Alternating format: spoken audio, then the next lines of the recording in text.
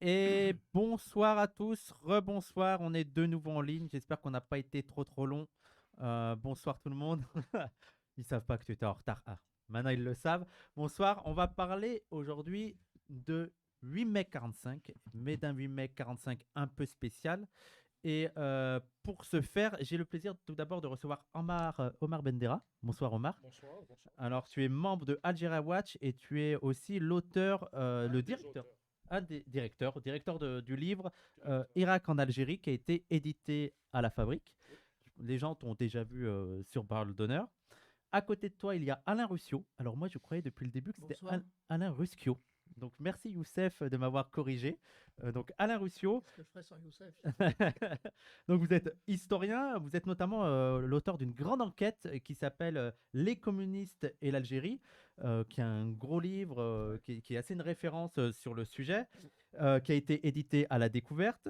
Vous avez aussi travaillé beaucoup sur le colonialisme, pas seulement au Maghreb, mais aussi en Asie. Vous avez écrit sur l'Indochine, Oui, sur bien sûr, oui. l'Asie. Moi, j'avais ce livre-là, le procès de la colonisation française et autres textes de jeunesse. Et en fait, c'est des textes de Ho Chi Minh que vous avez choisis et présentés. Un texte de 1925 Ouais. qui n'avait pas été réédité en français.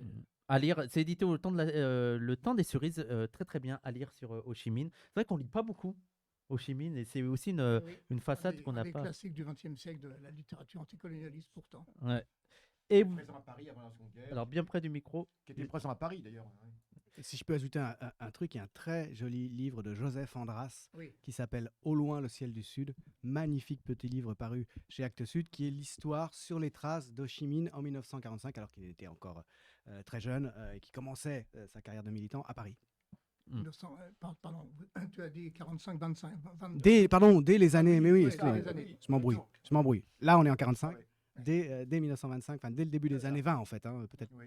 même un tout petit peu avant, on ne sait pas exactement. Il est arrivé en 18 finalement. Voilà, ouais, c'est Très ça. probablement fin 18. Après la première. Ouais. Oh là là. Et c'est un magnifique récit sur le présent et le passé en même temps. Donc je suis entouré d'historiens, ça va être compliqué ce débat parce qu'ils ont tous les références et tout, les dates et tout. Mais non, tu vois, je viens de me tromper. Je vais essayer de tenir la ligne. Et aussi, dernièrement, vous avez publié, il m'a atterré l'œil parce que je travaille dans une librairie, je le vois. Vous avez publié Regard français sur l'islam, des croisades à l'ère coloniale aux éditions du Croquant. Alors, vous êtes directeur, Oui, on était une mais j'ai demi-douzaine. l'impression que vous avez fait 50% des articles entre ceux que vous avez écrits avec J'ai pas les autres. calculé. Donc, édition du Croquant, on les voit notamment normalement sur l'écran. J'ai Monsieur Julien Théry. Ça va, Salut. Julien? Bon, non, on a l'habitude de te voir.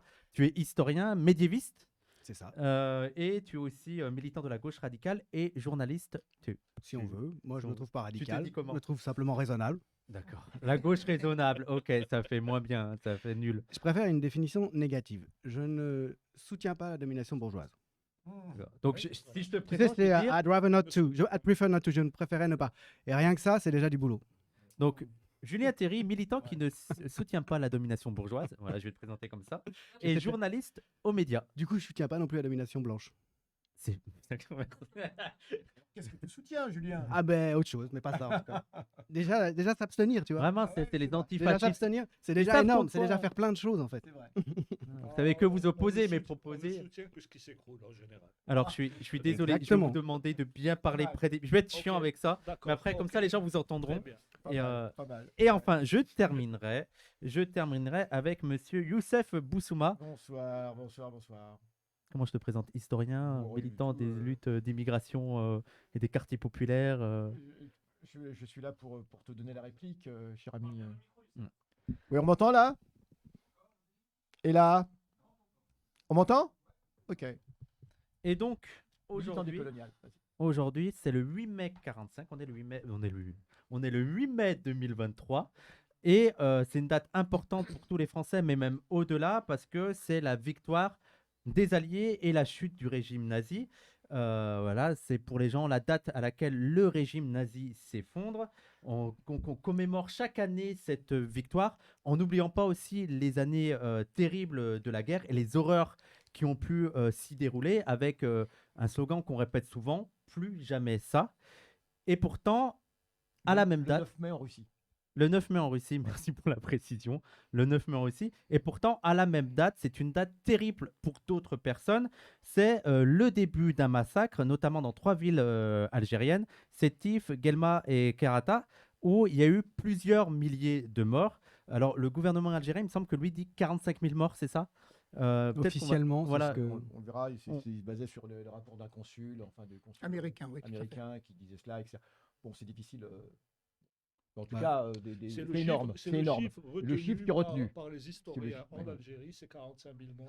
Et après, je suis désolé. Oui, oui, c'est ce chiffre-là. C'est un ordre de c'est grandeur. oui, c'est Oui. un chiffre qui est, semble-t-il, accepté par les Algériens. Maintenant, Mm. bon, et il y en a d'autres qui le contestent.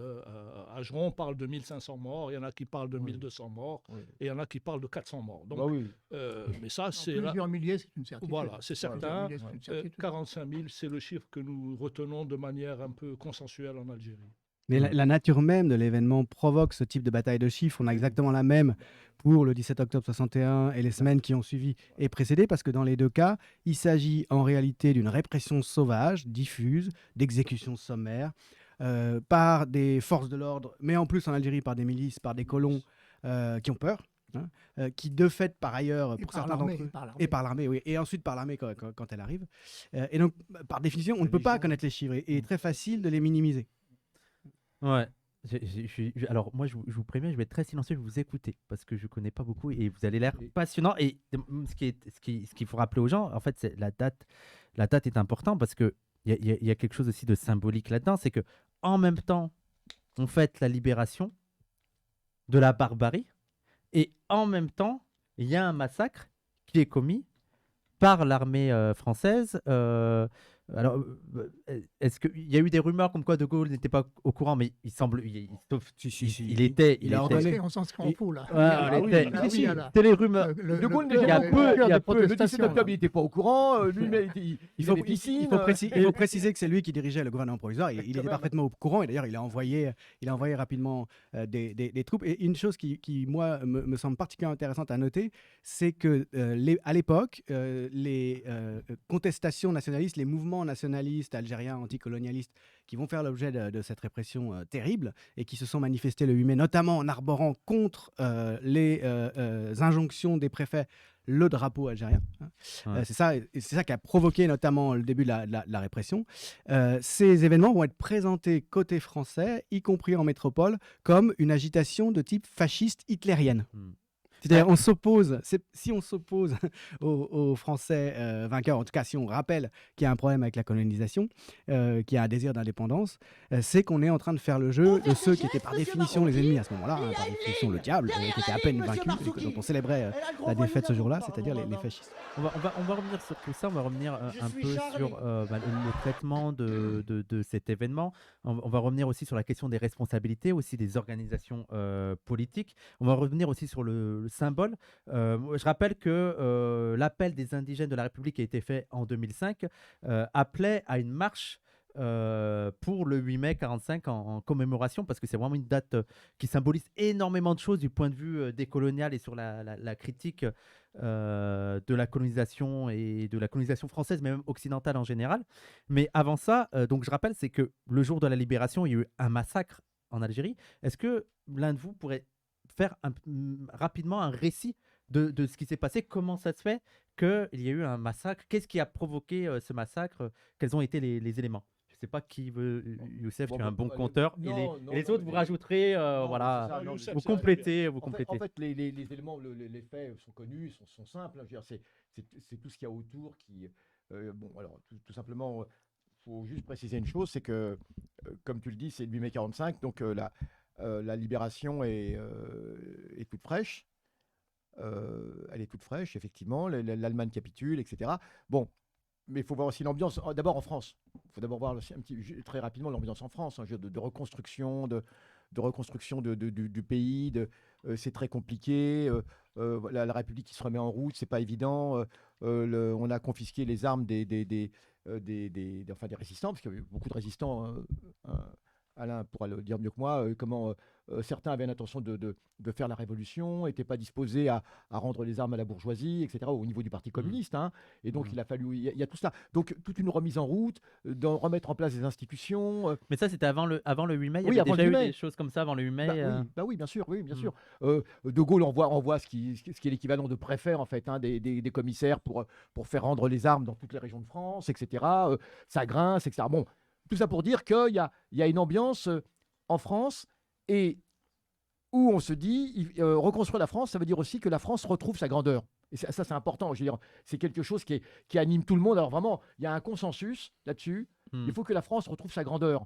Et si la France va finalement pouvoir avoir un strapontin au Conseil de sécurité en quelque sorte, c'est parce que la France est grande. Enfin, la France est grande. Elle a un empire. Elle a un empire, et rappelez-vous, c'était De Gaulle aussi le disait, la France n'est pas perdue, le 18 juin, il y a des forces, il y a un empire qui est derrière, et d'ailleurs, de fait, c'est dans l'empire que les forces de la France libre vont se reconstituer, c'est à partir de l'Afrique. Hein. Donc, il faut bien en voir aussi qu'il y a un consensus global sur l'empire français. Sur ce contexte là, qui pose Youssef sur la grandeur de la France, vous voulez rajouter quelque chose, Alain? Oui, moi, je crois que finalement, le 8 mai 45, c'est le paroxysme de la rencontre de deux logiques complètement antagoniques. La logique de la résistance française, contrairement à ce qu'on pourrait imaginer aujourd'hui en magnifiant un petit peu les choses, n'était nullement anticolonialiste. La question coloniale est totalement absente de la réflexion. Alors, personne ne peut le reprocher à nos glorieux ancêtres. Dans les conditions de la clandestinité, tout ça, peut-être y avait-il des pesanteurs, mais toujours est-il que, regardez le programme du CNR, par exemple. Programme du CNR, il y a 3 lignes. Il y a 3 lignes sur l'amélioration du sort des populations colonisées. La conférence de Brazzaville de janvier-février 1944 est une conférence totalement colonialiste, contrairement à ce que la saga gaulliste a dit par la suite. Il s'agit de maintenir, effectivement, Youssef l'a dit, il s'agit de maintenir la grandeur de la France. Et l'élément peut-être central de la grandeur, c'est l'Empire. C'est l'Empire. Et face à cela, il y a la logique des peuples colonisés qui veulent sortir de la situation coloniale, soit directement revendiquant l'indépendance, et je pense évidemment au Vietnam avec la proclamation d'Ho Chi Minh. La proclamation d'Ho Chi Minh le 2 septembre 1945 de l'indépendance du Vietnam, aujourd'hui, on a du mal à se rendre compte, c'est un événement considérable, c'est un coup de tonnerre. Et puis en Algérie, la volonté indépendantiste, évidemment qui est symbolisée par l'activité du PPA. Et donc le PPA, effectivement. Le PPA, pour les gens qui ne connaissent pas. Parti populaire algérien. Parti du peuple. Parti du peuple. C'était du peuple algérien. Moi, je vais être très naïf, je ne connais pas beaucoup. Est-ce que c'était le parti de Messali Hadj? Oui. Qui a changé de nom à chaque fois parce qu'il se faisait interdire. Et qui est en prison, hein, qui est jeté en prison sous Vichy, et qui est exilé, je crois, en mars-avril 1945 à cause de l'agitation à Brazzaville, au Congo. Pour éviter, parce qu'on sent qu'il y a une effervescence de ces Algériens qui disent eh ben voilà, maintenant on s'est libéré. Qui est exilé, tu veux dire que c'est lui-même qui s'est exilé? Non, voilà, les autorités. C'est lui-même qui. Voilà, c'est les gens qui il l'ont est exilé. emprisonné. Je crois qu'il fait une tentative d'évasion. Ce qui va soutenir l'idée de certains historiens, ça peut-être que vous en savez beaucoup plus que moi, qui suis pas du tout spécialiste de la question, mais certains historiens retiennent l'idée qu'en mai 1945, il y a une tentative d'insurrection générale. C'est une sorte de répétition générale de novembre 54, c'est-à-dire du début de la guerre d'Algérie. Il y a beaucoup de... Et elle aurait eu pour objectif, finalement, de créer un État indépendant avec à sa tête Messali Hadj. En tout cas, il essaie de s'échapper de sa prison, de la prison où il était enfermé depuis quelque temps par le régime français. Et on le rattrape et on l'envoie au Congo, à Brazzaville, pour justement éviter cette hypothèque, quoi. Donc on a peur, le régime local a peur d'une insurrection, manifestement. Et ne pas oublier non plus qu'avant le 8 mai, il y a eu le 1er mai 1945. Alors c'est ça. Le 1er mai 1945 à Alger, le drapeau du PPA, qui n'est évidemment pas encore le drapeau de l'Algérie indépendante, mais qui a le même symbolique, le drapeau est arboré, il y a, je crois, 2 morts. Oui, exactement. La police tire dans la foule, il y a 2 morts. Bon, par rapport au massacre de la semaine d'après, bien sûr, mais enfin, c'est quand même le signe qu'il y a déjà appelons ça une incompréhension, en tout cas ce que j'ai appelé des logiques antagoniques. Alors, il y avait une grande tension en Algérie depuis bien avant le 8 mai, bien avant le 1er mai. Les activités du PPA en témoignent, clandestins, le PPA clandestin, les activités des AML, des amis du manifeste de Ferhat Abbas. Farhat Abbas, oui. Voilà, donc tout ça, il y a une espèce de bouillonnement politique qui est aussi marqué par l'idée que l'indépendance pourrait être concédée rapidement. Il y a eu des contacts, on le sait, entre le frère de Foster Dulles Ah oui. et Farhat Abbas, où les Américains s'étaient quasiment engagés à soutenir le principe de l'indépendance de Le fameux l'Algérie. droit des peuples à disposer de Voilà, mêmes. donc Oui. il y a, et tout ça dans un contexte de misère atroce, de très grande pauvreté, Typhus aussi. De famine, de famine, De famine, de typhus aussi. le typhus en Kabylie, en petite Kabylie, et les gens dans le Constantinois se nourrissaient de fèves Ah oui. et de racines. Et Donc, d'herbe, oui. d'herbe. Donc il y a une espèce de convergence de phénomènes, la dégradation des conditions sociales des populations et la revendication politique et l'apartheid, qui est de moins en moins accepté, de moins en moins vécu, d'autant que cette armée-là, cette police-là, c'est la police d'un pays vaincu. Les Allemands ont balayé l'armée française et l'État français en quelques semaines. Et ça a très fortement imprégné les Algériens. Et de cette idée peut-être erronée du rapport de force est née l'idée de créer une sorte d'appel à l'insurrection, alors qui était très... les camarades, les anciens, C'est les très vieux... complexe, il y en a qui disent, oui, Les vieux, très confus. Il y a eu les beaucoup vieux de confusion. militants disent que la direction du parti, du PPA, n'avait pas donné d'instruction et que c'était des comités locaux Voilà, plus ou moins exactement. spontanés qui avaient... Il y a eu un mouvement spontané, c'est Ouais, ça? j'ai vu, Voilà. il y a eu Donc, des il y a eu- très donc, contradictoires. il y avait en tous les cas les conditions, un faisceau de conditions qui présidait à une sorte de manifestation Alors spontanée justement, des populations. poursuis Omar, sur qu'est-ce qui se passe à Sétif alors donc Oui, voilà. Donc là, c'était très intéressant de montrer le cadre, contexte, le cadre et général, tout. Et donc, le 8 mai, qu'est-ce qui se passe qui va... Alors à Sétif, Le 8 mai... c'est à Sétif, principalement. C'est à Sétif que tout commence, tout part de Sétif. Oui. À Sétif, les militants décident d'organiser une journée, une manifestation, et très vite, ils sont d'ailleurs assez vite débordés par la veille, il y avait déjà eu, oui, enfin, ils sont assez vite débordés par l'affluence. Ils ne s'attendaient pas. Hein. Les anciens militants PPA disent que les organisateurs locaux ne s'attendaient pas à une telle affluence. Et les scouts musulmans algériens qui étaient créés quelques années avant, là, en 1935, par Bourras, qui est une pépinière nationaliste. Ah bah oui, absolument. c'est là-bas, c'était l'école de formation. Ah des oui, nationalistes. c'est un vivier, un creuset du nationalisme algérien, comme les équipes de foot. Et le PPA ont créé, et les SMA ont créé cette. Et donc les SMA les scouts musulmans ont été débordés. Et il y a eu un certain nombre de gens qui ont pris l'initiative de brandir le drapeau. Le drapeau algérien. Le drapeau algérien. Et là, et ça a déclenché. C'était Qui là. existait déjà. Oui. Il a été fait quand déjà le... Et c'est un drapeau dont la création enfin, moderne date de l'étoile nord-africaine, D'accord. qui a été interdite La femme de Messali. de Messalis. aurait C'est conduit la ça femme, du côté voilà. de- Émilie Bucan, oui. Voilà, Exactement. voilà, Qui était française, c'est ce qu'on dit. Bon, c'est peut-être Elle vrai. aurait cousu du côté du Père Lachaise. Voilà, c'est ce qui se dit. Et donc, ce drapeau existait depuis 1930, 1903. Voilà. L'étoile nord-africaine a été interdite par le gouvernement socialiste de Léon Blum en 1936. Hein. Ouais. Et le PPA va être lui-même, qui va succéder à l'étoile nord-africaine, sera interdit, si je parle sous le contrôle des historiens, en 1939. Je crois, hein, c'est ça. Hein. En 37, l'interdiction du PPA. PPA 37, voilà. Ça doit être compliqué de se rappeler de toutes ces dates. Accusé, entre autres, de collusion avec l'hitlérisme. Et ce qui est faux, Ah ouais parce que Ce qui était complètement Non, faux. bah, Ah, les c'est- Salgadj avait soutenu le Front populaire. Hein, je oui, crois. oui, et la bien terre, sûr, et bien signataire, il y a Les le Salih nom de- Hadj avait soutenu le Front Oui, populaire. Il avait soutenu les républicains espagnols aussi contre, Oui, contre, absolument. contre Et le donc, Franco. il est dissous par le Front populaire, Il y bien avait- qu'il ait soutenu le Front populaire. Au titre de collusion avec Et l'hitlérisme. puis aussi de reconstitution des ligues dissoutes. Oui, C'était ouais. la fameuse loi du février 34. Hein. Exact. Donc on lui a appliqué la loi qu'on appliquait au groupe fasciste, au groupe factieux. Factieux. Comme dirait Macron. Ça il a rappelle- retrouvé le mot. Ça rappelle des choses, ça, ces lois qui sont faites Bah oui, exactement. contre des méchants et puis qui servent ensuite à d'autres usages. Ouais. Et juste pour dire, c'est que la veille donc de ce 8 mai, il y a déjà eu à Sétif des remuements, comme on disait avant, une agitation, et les gens exprimaient leur désir de manifester le lendemain. Il y a eu une rencontre avec le préfet Achari, et le préfet a donné son plus ou moins, en disant à condition que ce soit bien encadré, que ce soit encadré par la police, etc. Parce qu'évidemment, il craignait, il se doutait, les forces françaises se doutaient bien Vas-y, termine. Oui, oui. Et donc, du coup, il y avait déjà eu une entrevue la veille. Et puis, voilà. Donc, et Achari pensait qu'il allait contrôler la situation. Ils ont été Et débordés juste, ce qui tous. se passe à Sétif, c'est que le lendemain, comme tu l'as raconté, Omar, il y a ce scout musulman qui sort. Il y a des banderoles, vive la victoire des Alliés, C'est ça. etc., l'égalité, Ouais. machin.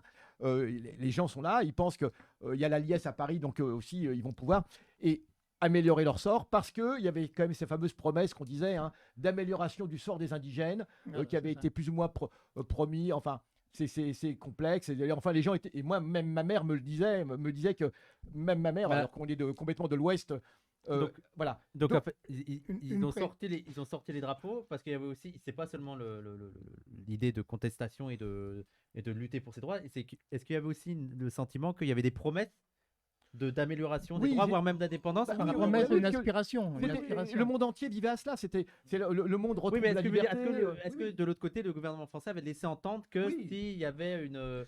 Ils n'ont Plus ou jamais moins, laissé. ça n'a jamais été écrit. Non, hein. d'accord. Non, Mais non, non, non, dans ça n'a l'esprit jamais des- été- dans Ça, l'esprit je voulais des savoir gens, ça, s'il y avait un truc comme ça. bah, il y a ou- quand même, il y avait quand même 150 000 soldats. Oui, voilà, moi je me disais, est-ce que Euh, par rapport à l'aide des soldats algériens dans la Les guerre... gens est-ce que- pensaient cela, en tout cas. D'accord. C'est important de relever ce que signalait l'un des auditeurs sur Twitch qui dit on oublie de préciser que les indigènes n'avaient absolument pas les mêmes droits Bien sûr. que bien les sûr, Européens. bien Moi, sûr. ça fait Ou- partie du truc Ouais, voilà, évident. Le code de que les- l'indigénat voilà. sera supprimé, Que- mais non. encore, et dans les faits, il existait. Il faut rappeler qu'en 1870, la France décide d'accorder la nationalité française aux Européens, aux gens d'origine européenne et aux Juifs d'Algérie, hein, c'est bien ça, si je me souviens Aux bien. Juifs mieux. d'Algérie, Voilà. les Européens, c'est déjà Mais- fait. Les c'est Européens, déjà c'est fait, déjà les fait. Européens. Parce qu'il y a tout le consul Mais de- elle exclut, Très mieux sera elle beaucoup plus exclut les musulmans.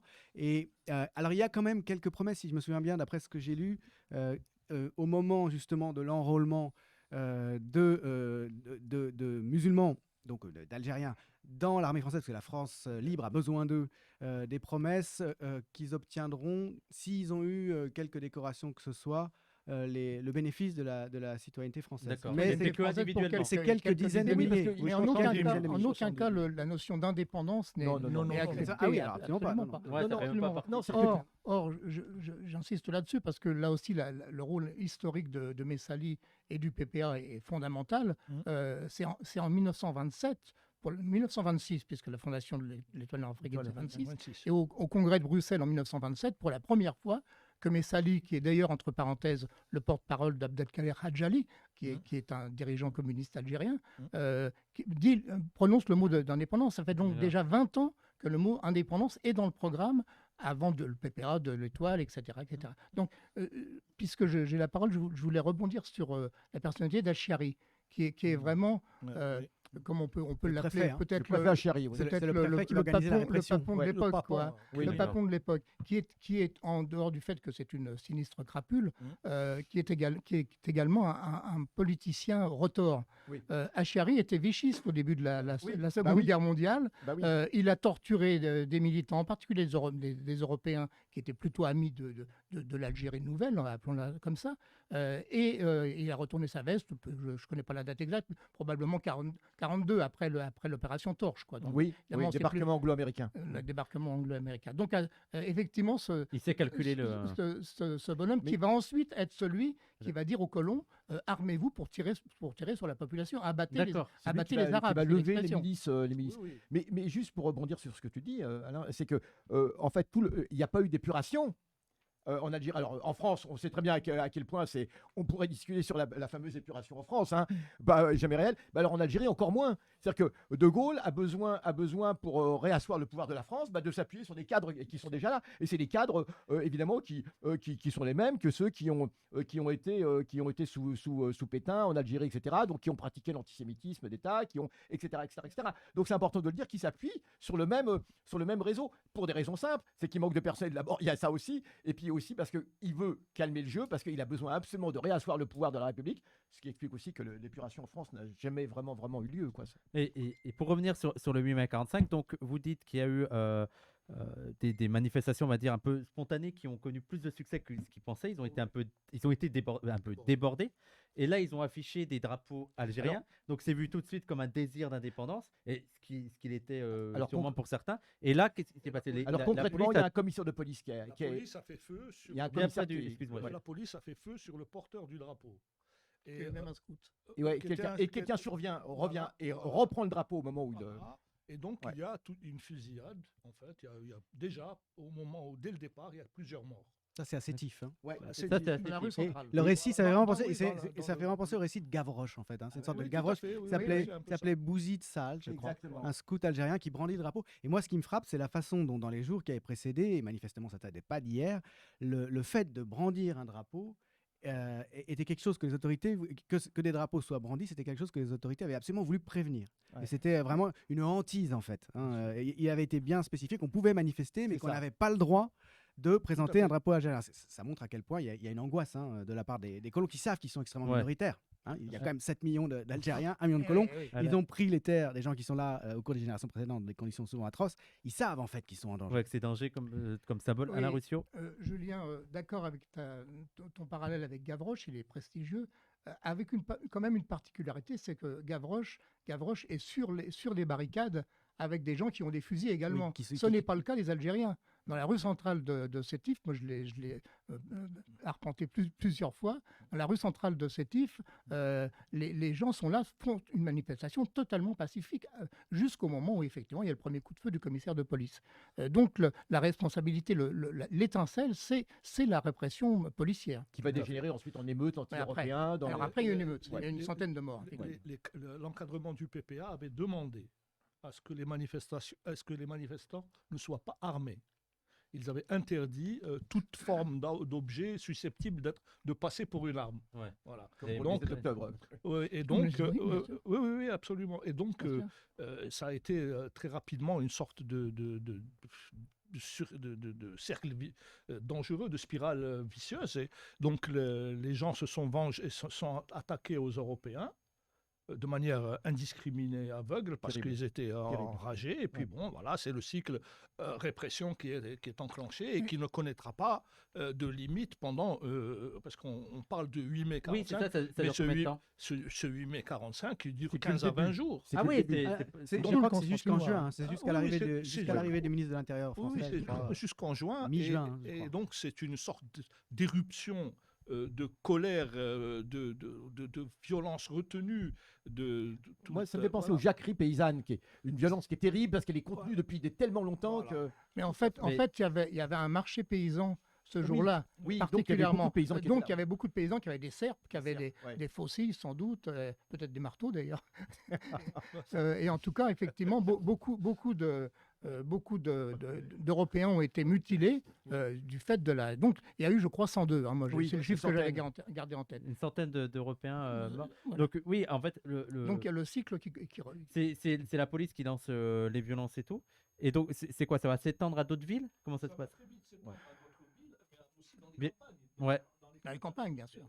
Ouais, il y a 2 temps, ouais, effectivement. Oui, il ne faut pas sous-estimer la rancœur et l'amertume des populations, Merci 193. des paysans. Il faut comprendre la misère qui régnait et le mépris. Directement dépossédés. Les premiers dépossédés, ce sont les paysans. Bah oui. Les premiers, Ouais, je suis désolé, il faut presque le manger le micro. les premières victimes donc, de la colonisation, et ce sont les paysans. Et ça va se propager aux villes, mais ça va être transporté par la paysannerie. Oui, c'est ça. Et ça va être les cadres, enfin, les vieux militants à qui j'ai parlé me disaient que de la petite Kabylie, jusqu'à Guelma, jusqu'aux confins tunisiens, toutes les campagnes étaient en état pas d'insurrection, mais de subversion, En fait, quelque c'était le chose. jour que c'était arrivé. quoi. Voilà. Et donc, ce qui alors- est intéressant, c'est que très rapidement, l'armée va intervenir, mais ce qu'on sait moins, c'est qu'il y a une présence britannique. Je pense que toi, tu dois le savoir. Hein. Il y a une présence de la Royal Air Force britannique dans certaines bases, notamment à Tellergma, à côté de Sétif, qui va être témoin des bombardements de l'aviation française et de l'utilisation de la marine. La marine Donc ça va être l'armée qui va être engagée. oui, et la marine de guerre bombarde Du de Guetouin, ouais, je crois comme ça. Ouais. de manière assez importante Ouais, ouais. toute la façade. Les populations civiles, hein, les Ouais. villages, ils rasent les villages. Ouais. Mais- Ce qu'on appelle la plage des falaises ou le truc. Pour Ouais. en venir au nombre de morts qui semble être l'objet d'une contestation permanente en France, comment calculer le nombre de morts quand on sait qu'il y a des villages entiers qui ont été démolis par l'artillerie de marine? Ouais. Et l'artillerie de marine, c'est des canons de grande taille. Donc, effectivement, on peut savoir qu'il y a eu 102 ou 108 Européens, c'est comme ça qu'on appelait les pieds noirs, qui ont été tués, et je crois qu'une centaine de blessés.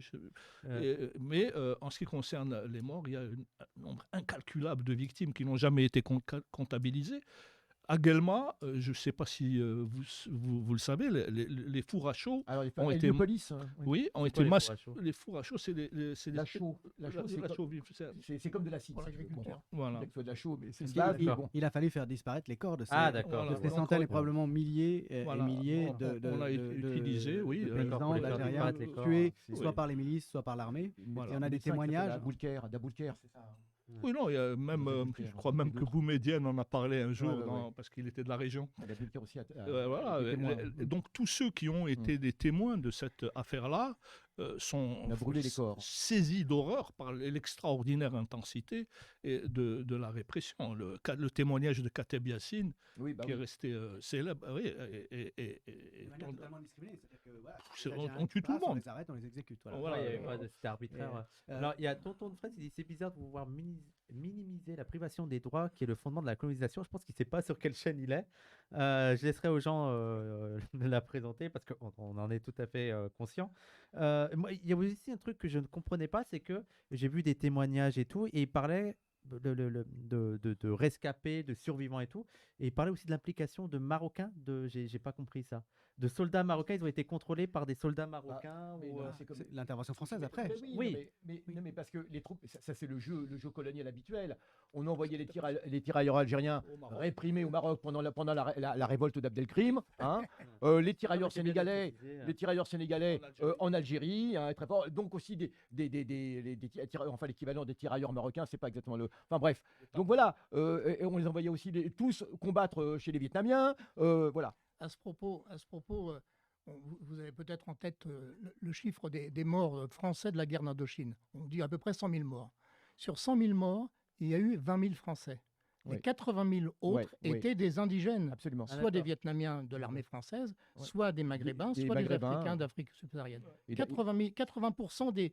de cette glorieuse armée qui défendait la civilisation blanche Ouais. n'était pas blanc, au sens... Ouais. D'ailleurs, c'était une des piques que les Allemands lançaient à l'armée française. Hein. C'était une armée de métèques, en vérité. Hein. C'était le gros truc. Et la France, c'est pour ça.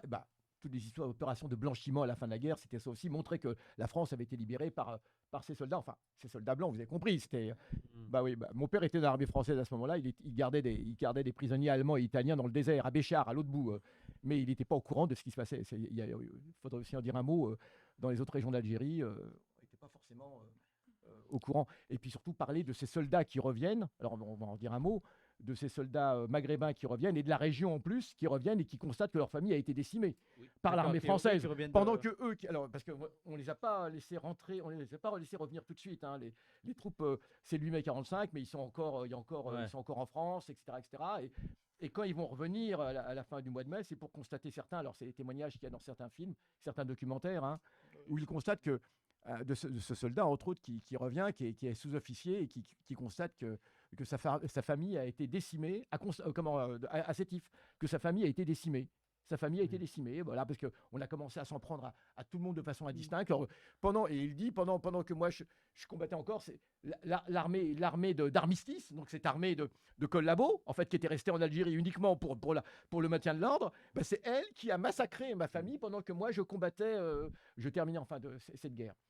C'est effroyable. Alors, il faut bien noter que Effroyable. les massacres n'étaient quand même n'étaient pas totalement aveugles. Hein.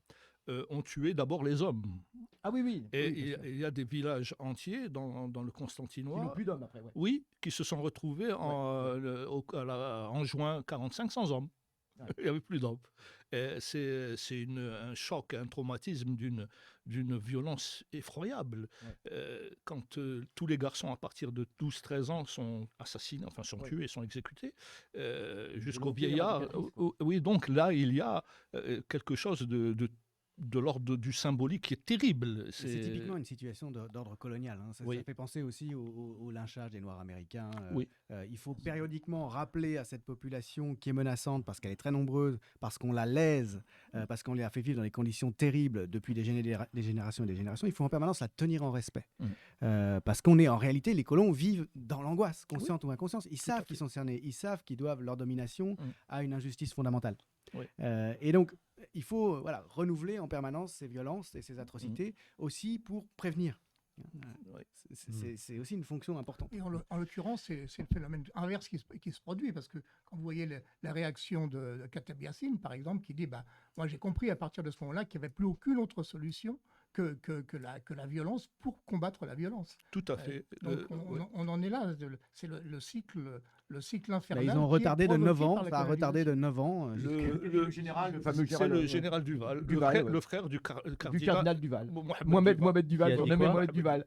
Oui. Qu'est-ce qu'il a dit ? Il a dit, je vous ai donné... Oui, c'est ce qu'il a dit. Pour une dizaine d'années. Il a dit, je vous ai donné la tranquillité pour 10 ans, mais si d'ici 10 ans, il n'y a pas de réforme politique, il s'adresse au cadre politique français. D'accord. Il dit, c'est lui qui mène la répression. Il dit, je vous ai donné la tranquillité pour 10 ans, Ouais, mais je vous dis une chose, ça ne durera pas. Si d'ici 10 ans, il n'y a pas de réforme et exactement 10 ans après, pratiquement, on a l'insurrection du 1er novembre. Non, ce qui se passe, c'est que le 8 mai 45, c'est une répression de caractère pédagogique. C'est une leçon que le mouvement national algérien va intégrer. Et c'est effectivement à partir de ce moment... Ferhat Abbas lui-même qui va changer d'ailleurs avec cet événement. Oui, cet événement. Mais alors qu'il était très modéré auparavant. Et qu'il va se développer à l'intérieur du PPA-MTLD une théorie de la guerre révolutionnaire qui va être formalisée par Hussein Ait Ahmed dans le fameux rapport de Zedine de 1947, je crois. C'est ça, j'ai peur des dates. Voilà, de 47. Oh non.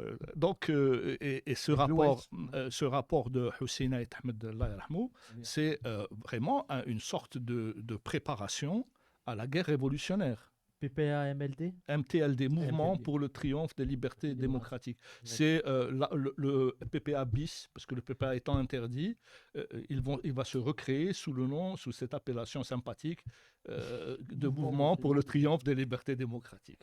Voilà. Et ce PPA MTLD va créer en son sein une organisation spéciale qui sera connue sous le nom de l'OS, l'organisation spéciale, qui sera d'abord dirigée par Belouiz Eddad et puis par Hussein Ait Ahmed, et qui va être la matrice de l'ALN qui interviendra sur le champ de bataille à partir du 1er novembre 1954. Oui, absolument. Juste une précision pour élargir un petit peu l'horizon géographique, pas seulement à l'Algérie. Il y a une logique répressive dans cette période. Et tout ça, c'est la France libre. Tiaroy, décembre 44. Oui. Mai 45, c'est le Constantinois. 47, Madagascar. Oui. 46, le déclenchement de la guerre d'Indochine. Il faut que tu expliques ce que c'est que Plusieurs milliers de morts. Le premier, vous avez dit Tiaroy. Le camp Tiaroy, le Sénégal. C'est quelque chose qu'on ne sait pas depuis très longtemps, mais il faut que tu expliques. C'est quoi il s'agit de tirailleurs sénégalais qui avaient été donc dans l'armée de la France libre, dont on n'avait pas respecté les droits, et en particulier on ne leur avait pas versé la solde, ce qui était quand même la moindre des choses. Parce que certains avaient été prisonniers en Allemagne, juste pour préciser. Oui, mais il allait y venir. Non, mais comme certains avaient été prisonniers en Allemagne, on considérait que les années de détention ne justifiaient pas qu'on leur paye leur solde. Et donc l'armée française a tiré sur ceux qui auraient dû être leurs camarades finalement. Donc Tiaroy 44. Ils sont massacrés. Ils sont massacrés. Et ce massacre est caché. Oui, il n'a été découvert ou redécouvert qu'assez récemment par une historienne. Il y avait déjà un film qui avait été fait par Sam Ben Ousmane, le grand réalisateur. D'accord. Donc ensuite, mai 45, l'Algérie. Novembre 46, le bombardement d'Haiphong qui déclenche la guerre. Et au Vietnam. Au nord du Vietnam. Et Madagascar, le printemps 47. Donc, il y a véritablement... On pourra aller plus loin. Après, 80 000 morts. On parle de 80 000 morts. On pourra aller plus loin, même les massacres du Cap Bon en Tunisie en 52. Enfin, jusqu'à la veille de la guerre de libération. Il y avait aussi des émeutes au Maroc aussi. Au Maroc, carrière centrale de Casablanca. Ce qui est frappant, c'est qu'il y a un oubli généralisé. Et je dirais même, c'est encore pire qu'un oubli. C'est-à-dire que finalement, on n'a jamais su, on n'a jamais voulu le savoir. en France, hein, c'est quelque chose qui n'a jamais été enseigné à l'école, évidemment. C'est quelque chose qui n'a jamais été commémoré. Oubli généralisé de tous ces massacres coloniaux, qui permet encore aux Français de se dire bon, bah, finalement, voilà, on n'a pas été ça n'a pas été si grave, quoi. Hein, tout ça. Je veux dire, il y a quand même une ignorance absolue de tout ça. Et d'ailleurs, en même temps, et ça va avec, une espèce d'innocence aussi à l'égard des atrocités nazies ou fascistes. Comme si elles nous étaient totalement étrangères, comme s'il y avait eu vraiment un saut total du monde des démocraties libérales, qui en réalité faisait en gros la même chose que ce que les régimes, Aimé Césaire l'a très bien dit, hein, par exemple, que ce que faisaient les régimes fascistes chez eux, mais chez les colonisés. Et ça permet aussi d'ignorer cette matrice commune, en réalité, hein, à l'Occident. Schizophrénie un peu de... Oui. Voilà, bon, c'est des choses, entre autres, sur lesquelles Yoann Chapoutot a attiré l'attention, mais sur lesquelles on ferait bien de réfléchir aujourd'hui. On voit bien comment aujourd'hui Emmanuel Macron a célébré le 8 mai, donc, hein, en faisant un discours à Paris puis à Lyon, en parlant de Marc Bloch, en parlant de Jean Moulin, mais pas un mot sur ce qui se passe au même moment en Algérie le même jour, quoi. On va revenir plus tard sur l'actualité de ce 8 mai 45 et la reconnaissance de ces crimes. Juste avant, alors 45, pas du tout la même période, notamment en termes de circulation de l'info. Mais moi, je voulais savoir quand ça a été su en France et quelles ont été les réceptions, autant par les organisations politiques que par les médias. Je ne sais pas si vous savez ou. Il faut demander aux historiens. C'est vrai, historiens. Alain, sur le PC, je pense que tu as... On peut dire que ça a été su tout de suite et caché tout de suite en même temps. Ça a été su tout de suite par le gouvernement ou par d'autres Par d'autres, par la presse. Alors, il faut savoir qu'à l'époque, la presse, c'est une feuille, hein, c'est un recto verso. Un journal, format, c'est une feuille à l'époque. hein. Et donc, moi, j'ai regardé de près la presse. Parce qu'il n'y a pas de papier, tout simplement. Oui, crise du papier. Donc, il y a en général des entrefilets sur les massacres du Constantinois. Il y a vraiment des entrefilets. Mais bon, les Français auraient pu être à même de le savoir. Mais il y a un consensus tel dans le monde politique français, des gaullistes aux communistes, pour dire que ce mouvement n'a pas existé ou qu'il a été fomenté par les ennemis de la France, par les ennemis de la grandeur de la France, par les fascistes. Soit les fascistes, soit les anglo-saxons. Soit les anglo-saxons, les deux choses, parfois les mêmes. Donc voilà, l'occultation, elle commence à ce moment-là. Je crois qu'il y a eu quand même, au bout de quelques jours, un article ou deux dans l'Humanité qui disait qu'une des causes, c'était les mauvais traitements infligés aux colonisés. Comme toujours, le PCF n'est pas allé jusqu'au bout, mais... Voilà, dans ses rangs, il y a quand même eu des doutes. Les premiers articles de l'Humanité sont une abomination absolue. Ils soutiennent la répression au départ. J'ai lu ce que tu as écrit, Alain Ruscio. Effectivement, tu dis bien effectivement à quel point c'est mesuré, même s'il y a eu des critiques de Marty, etc. par la suite. Oui, non, mais bon, il y a eu par la suite une évolution qui a été relativement rapide, mais évidemment les plaies étaient largement béantes. Bon, après, il y a eu les comités pour l'amnistie, y compris d'ailleurs du Parti communiste algérien. Oui. Les comités pour l'amnistie qui ont commencé dès début 1946, mais les 6 mois d'accusation du PPA ont laissé des plaies qui étaient toujours ouvertes en 1954. C'était évident. Il me semble même que les dirigeants du PCA ont demandé la peine de mort. Ont attribué ces manifestations à des meneurs fascistes. Ah oui, le PCA, c'est le Parti communiste algérien. Il faut expliquer. Hein. Oui, pardon. Alors, non seulement, mais comment il s'appelle, Ouzgan, c'est Ammar Ouzgan. Ouzgan est même allé, parce que j'ai lu, il est même allé jusqu'à demander le châtiment suprême. C'est ce que ça veut dire, la peine de mort pour les meneurs. C'est allé très très loin. Mais est-ce qu'il y avait donc là on voit qu'il y a eu une manifestation un peu spontanée et tout. Est-ce que à l'époque il y avait un soutien populaire pour ça, pour ces manifestations et l'indépendance, ou c'était partagé en Algérie?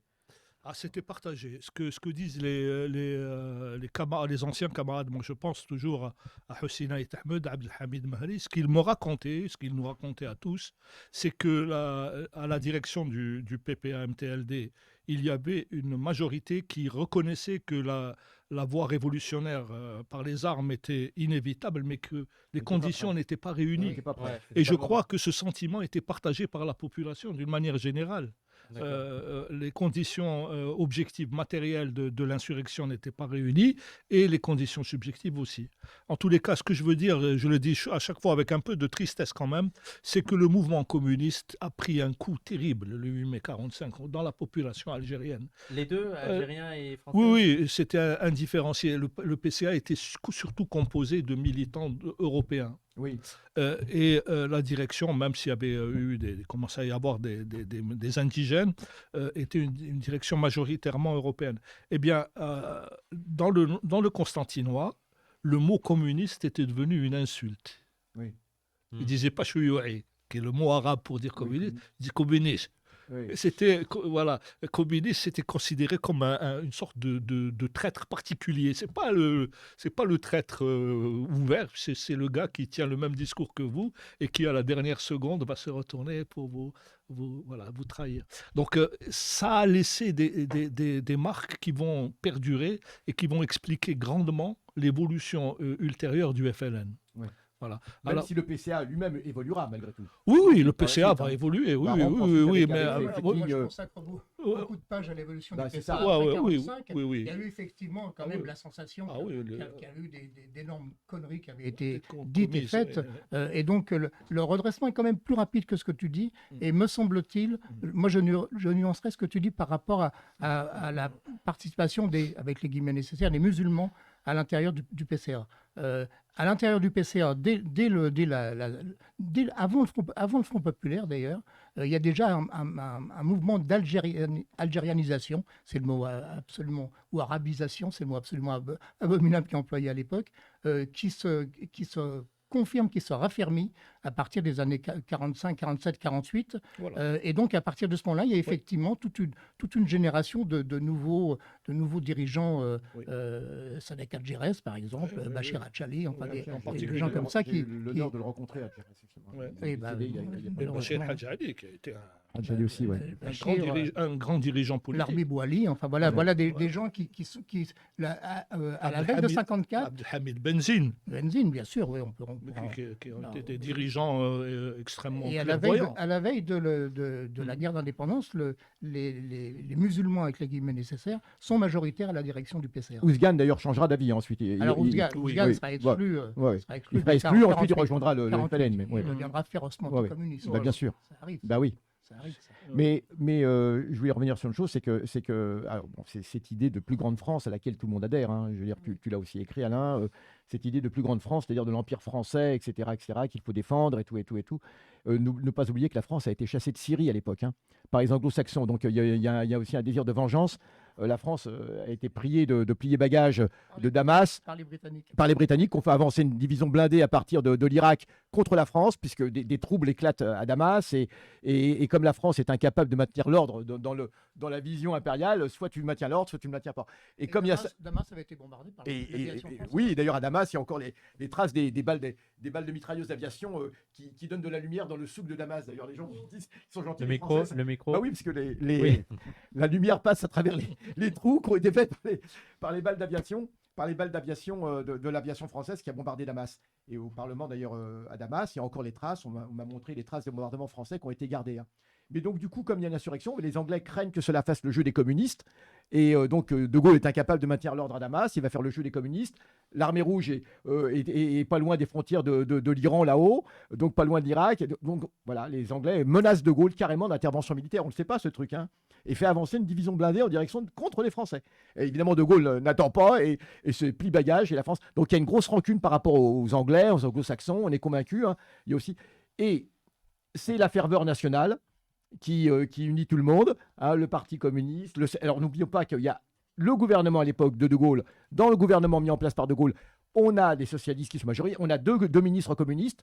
En novembre, il y aura 3 autres ministres communistes qui viendront, mais on a donc dominé par les socialistes, ne pas oublier comme les socialistes aussi, socialistes et communistes communient dans cette idée de plus grande France et autres, et qu'il faut absolument maintenir. Moi, j'en rajouterai encore une couche sur nos camarades socialistes. Oui, parce qu'en plus, ne pas oublier que le ministre de l'Intérieur, Adrien Tixier, Oui. est Les socialiste, socialistes. que le gouverneur général de Durant le l'Algérie, massacre. Châtaigneau, Oui, est socialiste. Bien sûr. Et Bien sûr, socialiste. bien C'est sûr. les relais directs. Ils sûr. sont sous l'aile de Gaulle, mais Bien enfin, sûr. c'est les relais directs de la. Enfin, les responsables De la directs répression coloniale. de la répression. Oui, tout à fait. Mais Oui. donc là, j'ai l'impression qu'il y avait la gauche française allait plutôt dans le sens de l'hégémonie et du gouvernement et tout. Est-ce qu'il y avait quand même des réactions de certains Alors, les militants, intellectuels. voilà, intellectuels ou militants Il y a Camus très qui bien. s'exprime, mais Camus qui reprend la thèse habituelle des Renvoie seigneurs, des dos grands à seigneurs, dos, voilà. des grands seigneurs colons, et cette thèse selon laquelle, alors il y a des problèmes, mais qui sont dus à des problèmes matériels uniquement. Hein. Effectivement, on a dit il y a une famine, etc. Et en fait, il suffirait d'apporter à manger. Et puis de toute façon, c'est le complot, c'est toujours le complot. Qui aurait été ourdi entre les grands seigneurs colons, enfin les grands colons, hein, le grand colonnat, et les nostalgiques de Vichy. Hein. Mais donc la revendication d'indépendance, elle est absolument niée. On pense que c'est uniquement un problème matériel, hein, et qu'il suffit de... Alors que le 8 mai 45, c'est pas qu'un problème, bien évidemment, c'est pas qu'un problème, il y a un problème alimentaire, mais c'est pas que ça, ce serait vraiment réduire... C'est la thèse habituelle selon laquelle on peut... Mais tu l'expliques justement, Alain, dans ce que tu as écrit, c'est que l'idée du Parti communiste, c'est que de toute façon, le Parti communiste, s'il y a une amélioration de la situation, s'il y a une révolution qui est faite en France, cela profitera aussi aux indigènes et tout et tout. Ouais. Donc il est indispensable que le Parti communiste soit là et autres. Cette idée que l'émancipation ne peut pas se faire à partir des indigènes eux-mêmes, elle est quand même que les conditions ne sont pas réunies et que... Les indigènes ne peuvent pas concevoir d'émancipation puisqu'ils sont une espèce inférieure. Il faut bien comprendre l'idéologie coloniale qui règne en Algérie. Mais qui est intégré aussi par, Oui. par le Parti communiste, malheureusement. Et qui est intégré par tous les Blancs. C'est terrifiant. Moi, j'ai vécu dans un quartier européen d'Alger. Mon père était militant syndicaliste CGT et puis GTA. Nos voisins étaient de gauche. Ils me traitaient d'indigène. Donc, il y a la conviction très intériorisée que les Arabes, toutes catégories confondues, hein, qu'ils soient arabophones ou berbérophones, sont des êtres incapables de s'assumer. C'est quasiment une humanité inférieure. Et comment ceux-là peuvent-ils demander une indépendance qu'ils ne seraient même pas capables? Ça, c'était un thème qui revenait souvent. Qu'est-ce qu'ils en feraient? Qu'est-ce qu'ils en feraient? Ils ne seraient même pas capables de s'assumer eux-mêmes. Et ça, c'était très partagé. Quand tu allais à l'école française de la rue Négrier ou de la rue Duc d'Écart en 1955-56, Hein. oui, voilà. J'ai fait exprès de citer les deux, Duc d'Écart ou Négrier, c'est au centre-ville d'Alger. Attention sur Twitch. Voilà. Parce qu'on va te faire bannir. Voilà. Et quand tu allais dans cette école-là, ce qu'on te délivrait comme message, c'est ton infériorisation absolue. Et ces enseignants n'étaient pas des enseignants de droite. C'était souvent des enseignants de sensibilité progressiste. Mais il y a un inconscient suprémaciste. Oui, très prégnant. Très prégnant. Profondément inconscient, Oui. qui n'est pas du tout antithétique du sentiment qu'on ait une belle âme, qu'on veut du bien à tout le monde. C'est ça qui est fascinant avec la colonisation. Une fois de plus, moi, je voudrais apporter une nuance. Parce que ne pas oublier quand même les Européens qui se sont engagés pendant la guerre d'indépendance. Oui. Je pense qu'il y avait probablement la même proportion avant la guerre d'indépendance d'Européens de gauche ou communistes qui étaient quand même indépendantistes. Le mot d'ordre d'indépendance apparaît dans les textes du PCA en 1952. Vous me direz, c'est toujours tard, c'est toujours tard, mais il apparaît quand même avant la guerre d'indépendance. Et je ne sais pas si vous vous souvenez du film qui avait été tourné à partir du livre d'Henri Allègre, La Question. Ouais. Pendant un moment, on voit l'acteur qui représentait Henri Allègre. Pour les gens, la question, c'est le livre de Henri Allègre qui parle qui a la été torture, torturé en Algérie. voilà. Un communiste algérien européen qui lui faisait partie de cette petite minorité il y en a quand même beaucoup d'Européens. Attention à la caricature. Oui, bien sûr. Et donc, pendant un moment, l'acteur qui fait le rôle d'Henri Allègre va voir un de ses copains, qui était joué d'ailleurs par je ne sais plus son prénom, Jean Benguigui. Je me souviens. Et il est au début de sa carrière. Et l'acteur qui fait Henri Allègre lui dit viens avec nous à distribuer des tracts. Et l'autre lui dit non, Henri, moi j'ai peur. Ça ne veut pas dire qu'il est il a peur. Il dit tout le monde n'est pas un héros, toi tu es un héros, mais vas-y tout seul. Tu vois. Et je crois qu'il y a eu ces trois catégories. Il y a eu la catégorie des militants de la CGT ou du PCF qui sont devenus Algérie française forcenés, y compris certains ont fini à l'OS. certains qui ont été de purs héros. N'oublions pas Yveton quand même. N'oublions pas Yveton. Oui, n'oublions pas- j'ai les Maurice Oui, D'abord bien sûr. Yveton. D'abord Yveton. C'est qui Yveton. le plus connu? C'est Yveton. Il y a Maurice Audin aussi. Maurice c'est avant ou Audin, après Henri Allègre, Maurice Audin, c'est avant, et c'est plus c'est la connu même que- année, c'est la même année, Oui, c'est la même année, 57. oui, d'ailleurs, Et c'est durant la guerre Ils se d'Algérie. connaissaient toute cette bande. Non, mais L'arrestation d'Henri Allègre, c'est l'année 57. C'est L'année. Yveton qui a été- Yveton n'était pas très connu. Odin était connu grâce à la campagne Oui, c'est ça. pour faire connaître son sort, et puisqu'il a été assassiné donc par les parafrançais. Mais on a maquillé cet assassinat après sa torture. Il y a eu toute une campagne par Pierre Vidal-Naquet notamment, et des intellectuels français. On a fait une soutenance pour son doctorat en mathématiques en son absence à Oui, Paris, oui, alors oui. qu'on savait qu'il était mort et qu'il avait été tué par l'armée française. Donc il y a eu Odin était une figure qui a été assez connue. Et puis Henri Allègre a été très connu parce que le livre qu'il a publié, La qui a été question. immédiatement interdit, qui Censuré, racontait les tortures qu'il avait La subies, question 1958. était quand même Ah, là. Il y a Alors aussi que les chrétiens Yveton, de gauche. Yveton, Les chrétiens de gauche qu'il ne faut pas oublier, hein, notamment Alors, les gens comme le professeur Chollet, bien la sûr, famille bien sûr. Chollet, André du- Mandouze. André Mandouze et bien d'autres. mais- Donc il y a eu incontestablement, tous les Français d'Algérie n'étaient pas des fascistes, mais il faut bien reconnaître que l'écrasante majorité l'était bel et bien. mais celui- Et- oui. Et donc c'était un phénomène qui allait presque de soi. Ils étaient très très gentils, mais ils étaient très... mais si on veut réfléchir en termes politiques, c'est quand même une question c'est quand même la responsabilité des appareils, des dirigeants. mais c'est ça. que- Hein. Alors, Bien sûr qu'il y a eu, il y a eu Je des vais faire la juges, distinction il y a eu par des, exemple, entre les dirigeants politiques, même parti communiste, et Ah oui, les oui, militants. les institutions. il- Il y a eu était- des il juges, était mais essentiel, le PCF, je parle de l'institution, au PCF a été à la traîne Alors, très ouais, longtemps. ouais. Ne parlons même pas du PS, qui est Très actuel, Ah, ça, bah, comme ça a été analyse. ça a été quand même tout de la Bah, SFIO, ça a été quand même c'est- tout le talent de Mitterrand et du PS de faire oublier au bout pas très longtemps, hein, au bout de la au bout- caricature, c'est au bout ce de- qu'a dit Reynaud, quand même. au bout de 25 ans, ils ont fait oublier que toute la SFIO, c'est-à-dire Mitterrand lui-même, ministre de l'Intérieur, bon, qui ne gracie pas, qui ordonne des exécutions, qui bien dit sûr, bien sûr. l'Algérie, c'est la France qui ordonne l'exécution d'Yvetot et d'autres, et qui en 1980 réussit à se faire élire et à faire, parce qu'il fait oublier la classe sociale qui le porte au pouvoir elle-même, qu'elle a été en fait plutôt Algérie française, hein. Elle s'en foutait fondamentalement, mais elle était quand même plutôt Algérie française derrière Mollet et les autres. Enfin, je veux dire, l'état d'urgence en Algérie, les pleins pouvoirs, c'est 56, c'est la SFIO. La guerre Donc, d'Algérie, voilà, c'est donc, les socialistes. voilà, c'est les C'est socialistes. d'abord les Mais socialistes. le talent qu'a ce groupe social et sa représentation politique pour s'auto-blanchir, Ah oui, c'est peut-être Bah, pas le bon mot, et faire oublier les positions qu'il a prises, est absolument fascinant. Alors la caricature, ce que je dis, c'est qu'elle dit Reynaud, parce que c'est qu'elle dit Reynaud était en même temps directeur de la DST, si je ne m'abuse. Je ne sais pas si vous imaginez, c'est la SFIO, c'est le Parti socialiste. Hmm. La DST, vous savez comme ce que c'est que la DST, non? C'est la police politique française. Hein.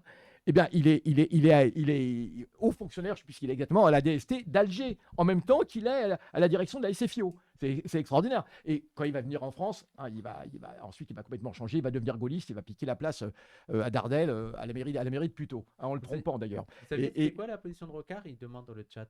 Alors, quand À quelle année Rocard un peu à part sur ces Rocard questions a des fait personnes. partie des- a fait partie des bien sûr, bien sûr. minorités Ah oui, bien sûr. c'est autre chose. Mais c'est plus tard. qui ça, s'est oui. détaché de la SFIO, bon, il était très jeune à l'époque, Bien mais sûr. ils fondent le PSU, qui est, contrairement à la SFIO, profondément opposé à la guerre Bien d'Algérie. sûr, Ça, bien il sûr. faut le dire. Qui arrive tardivement.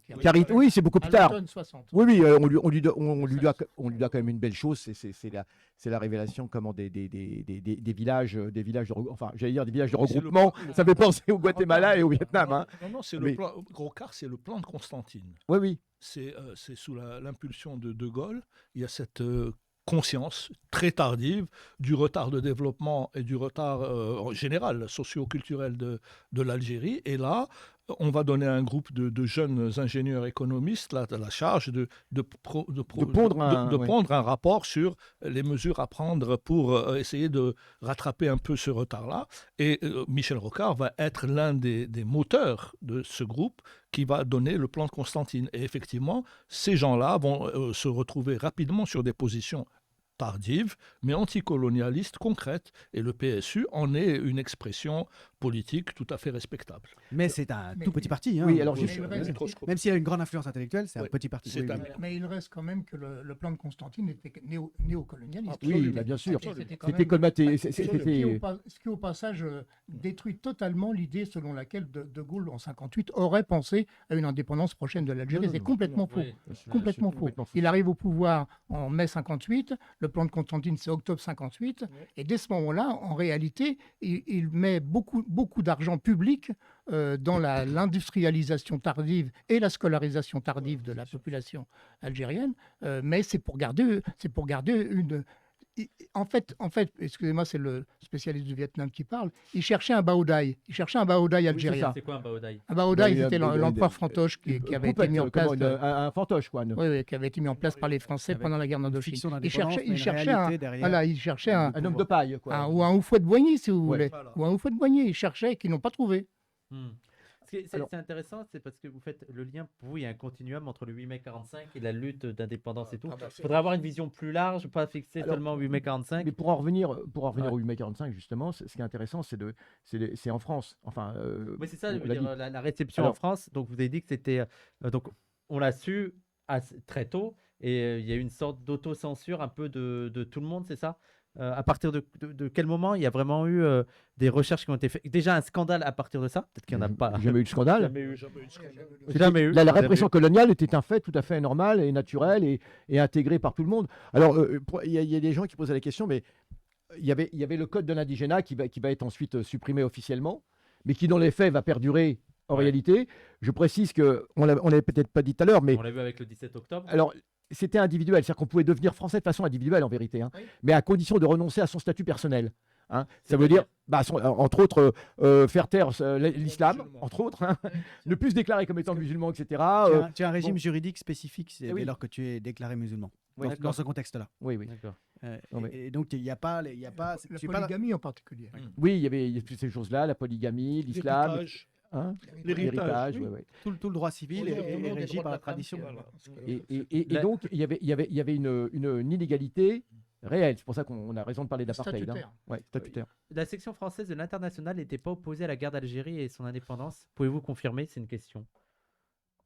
La section SFIO. française. Mais Ah la- non, mais ça, Ah, ça, c'est une non. évidence. Non, la- la non, section la- française la- internationale. là, c'est la SFIO. Mais attends, c'est quoi non, il en c'est- entend quoi par Ah la bah oui, non mais oui. Bah, la CFIO, bah, évidemment. Mais Le Parti la socialiste, bah, SFIO, évidemment. c'est le parti qui domine la 4ème de la République, la plupart des gouvernements de la 4ème République. Et c'est un L'Algérie, parti- c'est la un- France, c'est un Et la parti seule qui est- négociation, c'est la Voilà. guerre, disait Voilà. Mitterrand. Hein. Voilà, c'est un parti qui veut C'était absolument, socialiste à l'époque, mais ça change rien. qui veut absolument le maintien, Oui, c'est le ça, maintien de l'Algérie Il a été française. le bon porte-parole malgré tout, même s'il ne le savait pas, par anticipation. Alors- Guy Mollet, et puis Guy Ah oui. Mollet, et Max Flogen, et Oui. oui. Ce sont des gens qui n'imaginent pas du tout la perte de l'Algérie. Ceci dit, ils Refaire sont la pas chose. encore ils sont pas assez violents aux yeux des colons, d'une part, des ultras en tout cas, aux yeux de la droite vichiste. Et les gaullistes en profitent aussi. Et ces trois forces-là vont faire tomber la 4ème République grâce à l'armée, grâce au putsch d'Alger, sur un malentendu, puisque comme tu le disais, enfin sur un malentendu. Donc De Gaulle s'engage et il est vu par les vichistes, par les ultras d'Algérie, par les gaullistes eux-mêmes comme le garant que l'Algérie va rester française. Et assez rapidement, on ne sait pas quand exactement, il y a des discussions là-dessus, pas au départ en tout cas, mais assez rapidement, il comprend qu'il n'y a pas d'issue. Et qu'il faudra perdre l'Algérie. C'est le discours du 26 septembre 59 qui est Ouais. le premier tournant, qui n'est pas Ouais, encore un tournant ouais, vers ouais. l'acceptation de l'indépendance, mais qui est quand même une première évolution. Ce qui est une trahison absolue, évidemment, Alors- pour les ultras d'Algérie et pour l'extrême droite qu'il a porté au pouvoir, d'où les tentatives d'assassinat de Gaulle qui ne vont pas cesser après, à partir de là. Je voulais poser la question sur, parce que c'est un événement qui est très peu connu de la majorité des gens, quand même, ce 8 mai 45 en Algérie. Moi, je voulais, donc, c'est qu'il y a eu un travail derrière pour que ce soit pas connu. Du point de vue historique, à partir de quand il y a vraiment eu des recherches sérieuses sur ça, sur cet événement? À partir de quand il y a eu des productions sur ça et que ça a commencé à se faire connaître? Est-ce que vous savez à peu près ou pas? Je cherche dans ma mémoire, ce qui est quand même significatif. Ouais. Il y a le film de Mehdi Laoui, je pense. Oui, c'est dans les années 80. Ouais, Ouais, dans les c'était très années tard, 80. donc c'est vraiment. Peut-être. Alors, aussi bien le 17 octobre que le 8 mai 45, mais même Madagascar. Moi, je me rappelle avoir tout appris en Pâques comme ça à la fin des années 70. Voilà. En Pâques En fac. Un En Pâques, Pâques. un Pâques, t'as appris Ah, en un Pâques, Pâques un global Pâques. Ouais. où effectivement ces questions reviennent un petit peu. Moi, je sais que, bon, enfin, 17 octobre, je le dis, c'est le journal Libération qui est un des premiers en parle. Alors, c'était pas le Libération d'aujourd'hui, hein, c'était un peu mieux quand même. C'est à la fin des années 70 qui effectivement parle. Et puis, il y a le film de Mehdi Laoui, bon, des années 80, aussi les deux films, parce qu'il a fait aussi un film Ouais. sur le 17 octobre. Et c'est vraiment dans les années 80 où on commence à parler de tout cela. Le film de Pontecorvo, c'est. Ah, ça, c'est la Gilles bataille d'Alger. Pontecorvo, ça c'est la bataille d'Alger. C'est le film sur la bataille d'Alger. Sur la grande C'est le répression film de la bataille d'Alger. d'Alger. Ce qui pourrait en revenir au 8 mai, c'est que le 8 mai 45, autant a déclenché dans les populations algériennes l'idée que la libération ne pouvait passer que par les armes, mais n'a rien changé dans l'idéologie coloniale. Oui. Ils sont restés complètement campés, figés dans des positions ultra-réactionnaires qui vont culminer en 1949, quand il y a des élections générales en Algérie. Oui. Alors ici, il faut connaître un peu le système électoral qui est Le double collège. En Algérie. Il y a un double, 47. oui, 49, c'est le Najlan. Non, non, c'est le statut de 47. Ah, le pardon. statut Le statut de 47, 47, oui. Je t'ai Voilà. interrompu, pardon. Je t'en prie. Et donc, le fait est que ces élections, déjà qui étaient intrinsèquement truquées, en ce sens que pour élire un député algérien, il fallait 5 fois plus de voix d'Algériens que pour élire un député français. 10 fois ou 5 fois, je ne sais plus. Et toujours est-il que... Le rapport était de 1 à 9. Voilà, et malgré ce déséquilibre, si tu veux, juridique installé officiellement, Pour compenser la disproportion démographique. En fait. voilà pour compenser la Parce que si ça avait les deux été, collages. si ça avait Ouais, été les deux réellement collages. démocratique, évidemment, comme il y avait 8 fois plus ou 7 fois plus d'Algériens que d'Européens. Alors, Omar, Dites que il ça y avait le n'était double pas collège quand universaliste. même. Donc, C'est ça, c'est l'universalisme à la française, sans doute. Non seulement, donc, il y a eu ils ont juridiquement constitué 2 collèges pour faire en sorte d'essayer de trouver un votait pas équilibre ensemble. démographique, mais ils ont même, le gouverneur Najelen, d'ailleurs c'est resté une expression Ouais. des élections à la Najelen, Ouais. a fait bourrer les urnes. Oui, des bourrages d'urnes. Et donc, si tu veux, c'est l'aveu le plus éclatant de l'ineffectivité absolue des politiques coloniales. Et en même temps, la reconnaissance de cette espèce de suprématisme, reconnaissance, l'établissement juridique de ce suprématisme blanc inhérent à l'idéologie coloniale. Et 49 aurait pu se passer s'il n'y avait pas... Tu vois, comment 49 a-t-il pu se passer après 45 ? C'est ça la question qui devrait se poser à tout observateur. Ça montre bien que ces gens-là, le colonat et les forces qui soutiennent le colonat n'ont absolument rien oublié, mais n'ont rien appris de leur histoire. Alors, oui, pardon. Et j'ajoute que Najalen était également socialiste. Bah oui, non, Oui, oui. Ah, mais le Parti socialiste, c'est le parti colonial par excellence. Ah oui. Et d'ailleurs, la lointaine origine de cela, c'est Jules Ferry, même si c'est pas encore le socialisme, on l'a celui Jules Ferry, oui. d'accord. Oui. Mais avec l'opposition, alors même si après la droite est gagnée à la colonisation, hein, mais c'est le duel, enfin la réponse de Clémenceau à Jules Ferry, hein, mais c'est une idée qui est très très forte au sein du socialisme, ce qui deviendra le socialisme français, la colonisation. C'est quelque chose d'incroyable. Ça leur colle à la peau. Et d'ailleurs, je crois jusqu'à aujourd'hui, on a vu que le Parti socialiste a refusé de voter la motion proposée par le Parti communiste sur Israël apartheid. Et je veux dire, bon, ça fait forcément écho à ça dans nos têtes. Hein. C'est quelque chose. Ça va même plus loin parce que Ouais.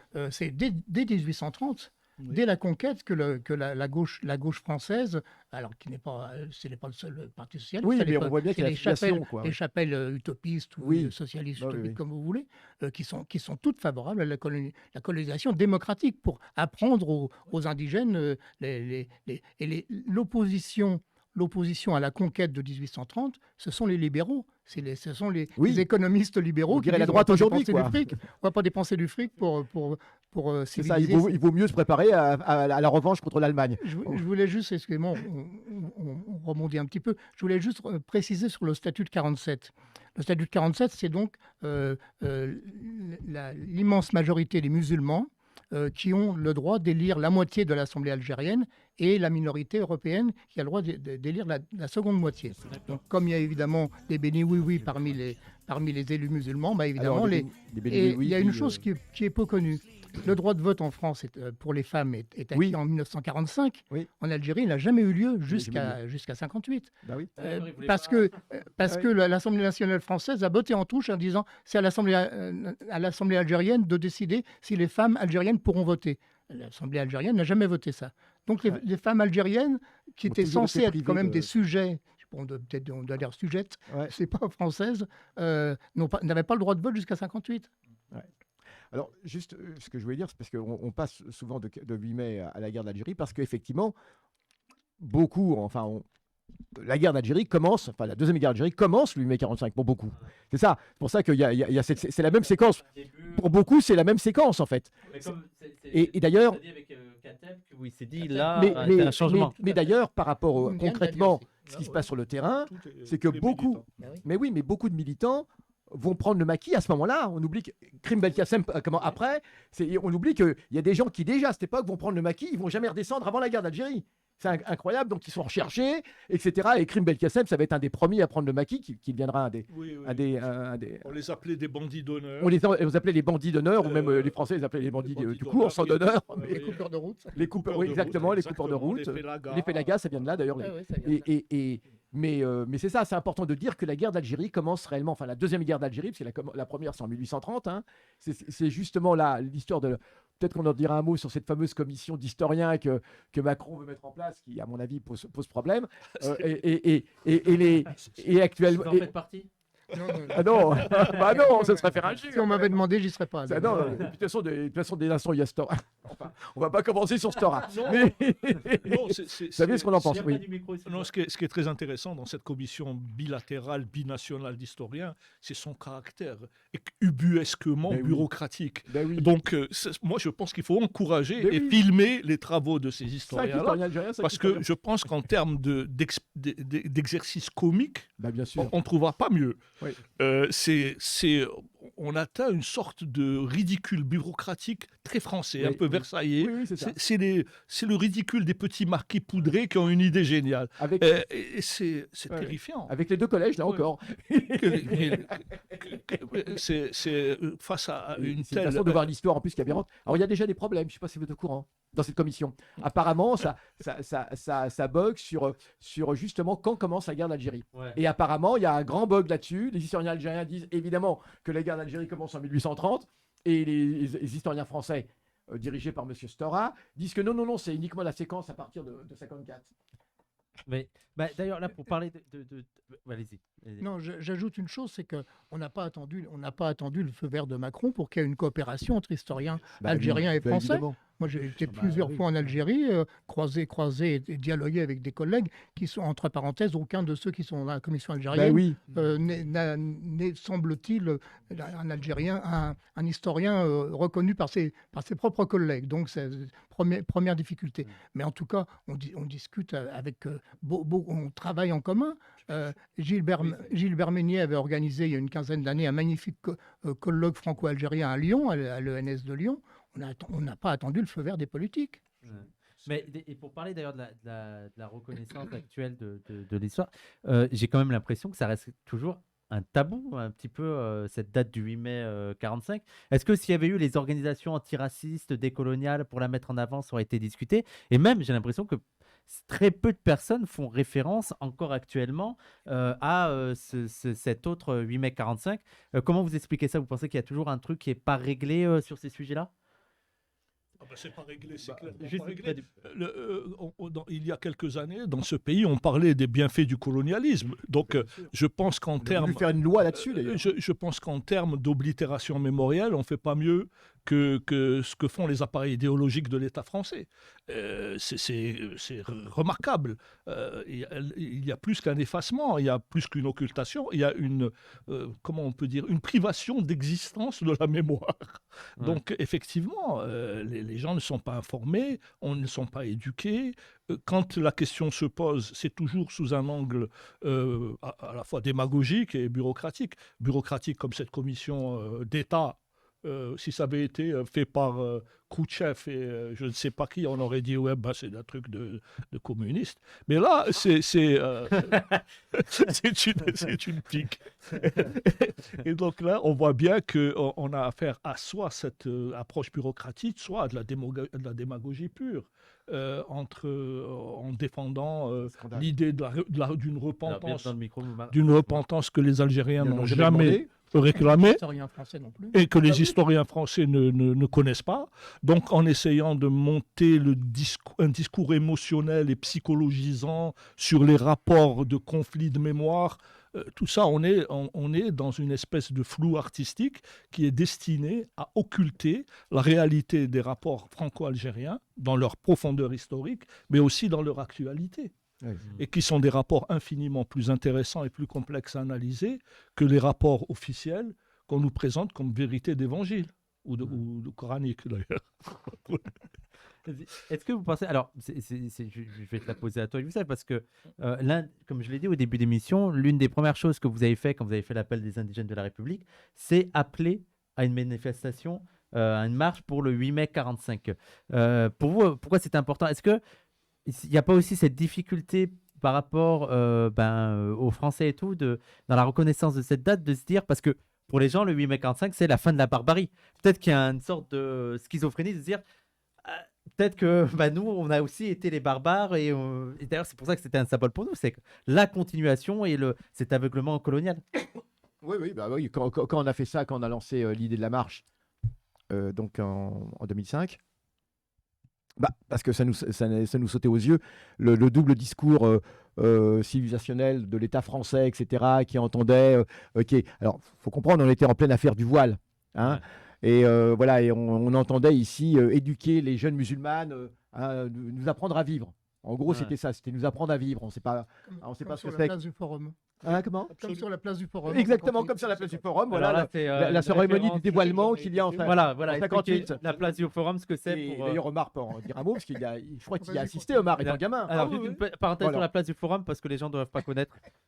Oui, ce jour-là, moi j'étais à l'école du Gdekar, au centre-ville d'Alger, tout à côté de la place du gouvernement, sur Forum, ce grand bâtiment administratif qui regroupait tous les services de l'administration française de l'époque, et qui aujourd'hui abrite le premier ministère algérien. Il y avait une grande esplanade. Et là, donc, on n'a plus classe. T'avais quel âge, Omar, à peu près? 7-8 ans. Okay. Et nous descendons sur le balcon du Gdekar qui domine cette esplanade. Et là, on voit des milliers de Français très énervés qui crient. Et donc nous, les Arabes, on se demande ce qui leur prend. Et pourquoi ils crient, tous ces gens-là? Et puis brutalement arrivent 2 ou 3 camions à Ridel, des GMC, des grands camions avec militaire, des grands roues. Voilà. Et on descend des malheureuses en voile, qui étaient visiblement très mal à l'aise. C'était des prostituées, non? C'était, oui, des pauvres filles de la Casbah, des pauvres dames, là, qu'on a dévoilées publiquement dans une espèce de ferveur civilisatrice, émancipatrice, fulgurante, et elles sont devenues... Madame Massu, d'ailleurs. Oui, Madame Massu. Et donc, c'est la femme qui avait organisé l'opération machine à coudre, d'ailleurs. Et la goutte de lait, etc.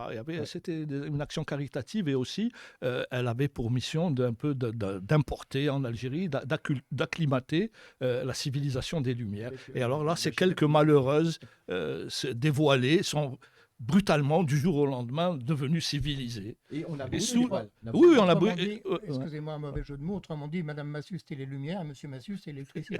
Exactement. Pas mal. C'est excellent. Et c'était les Arabes qui pédalaient.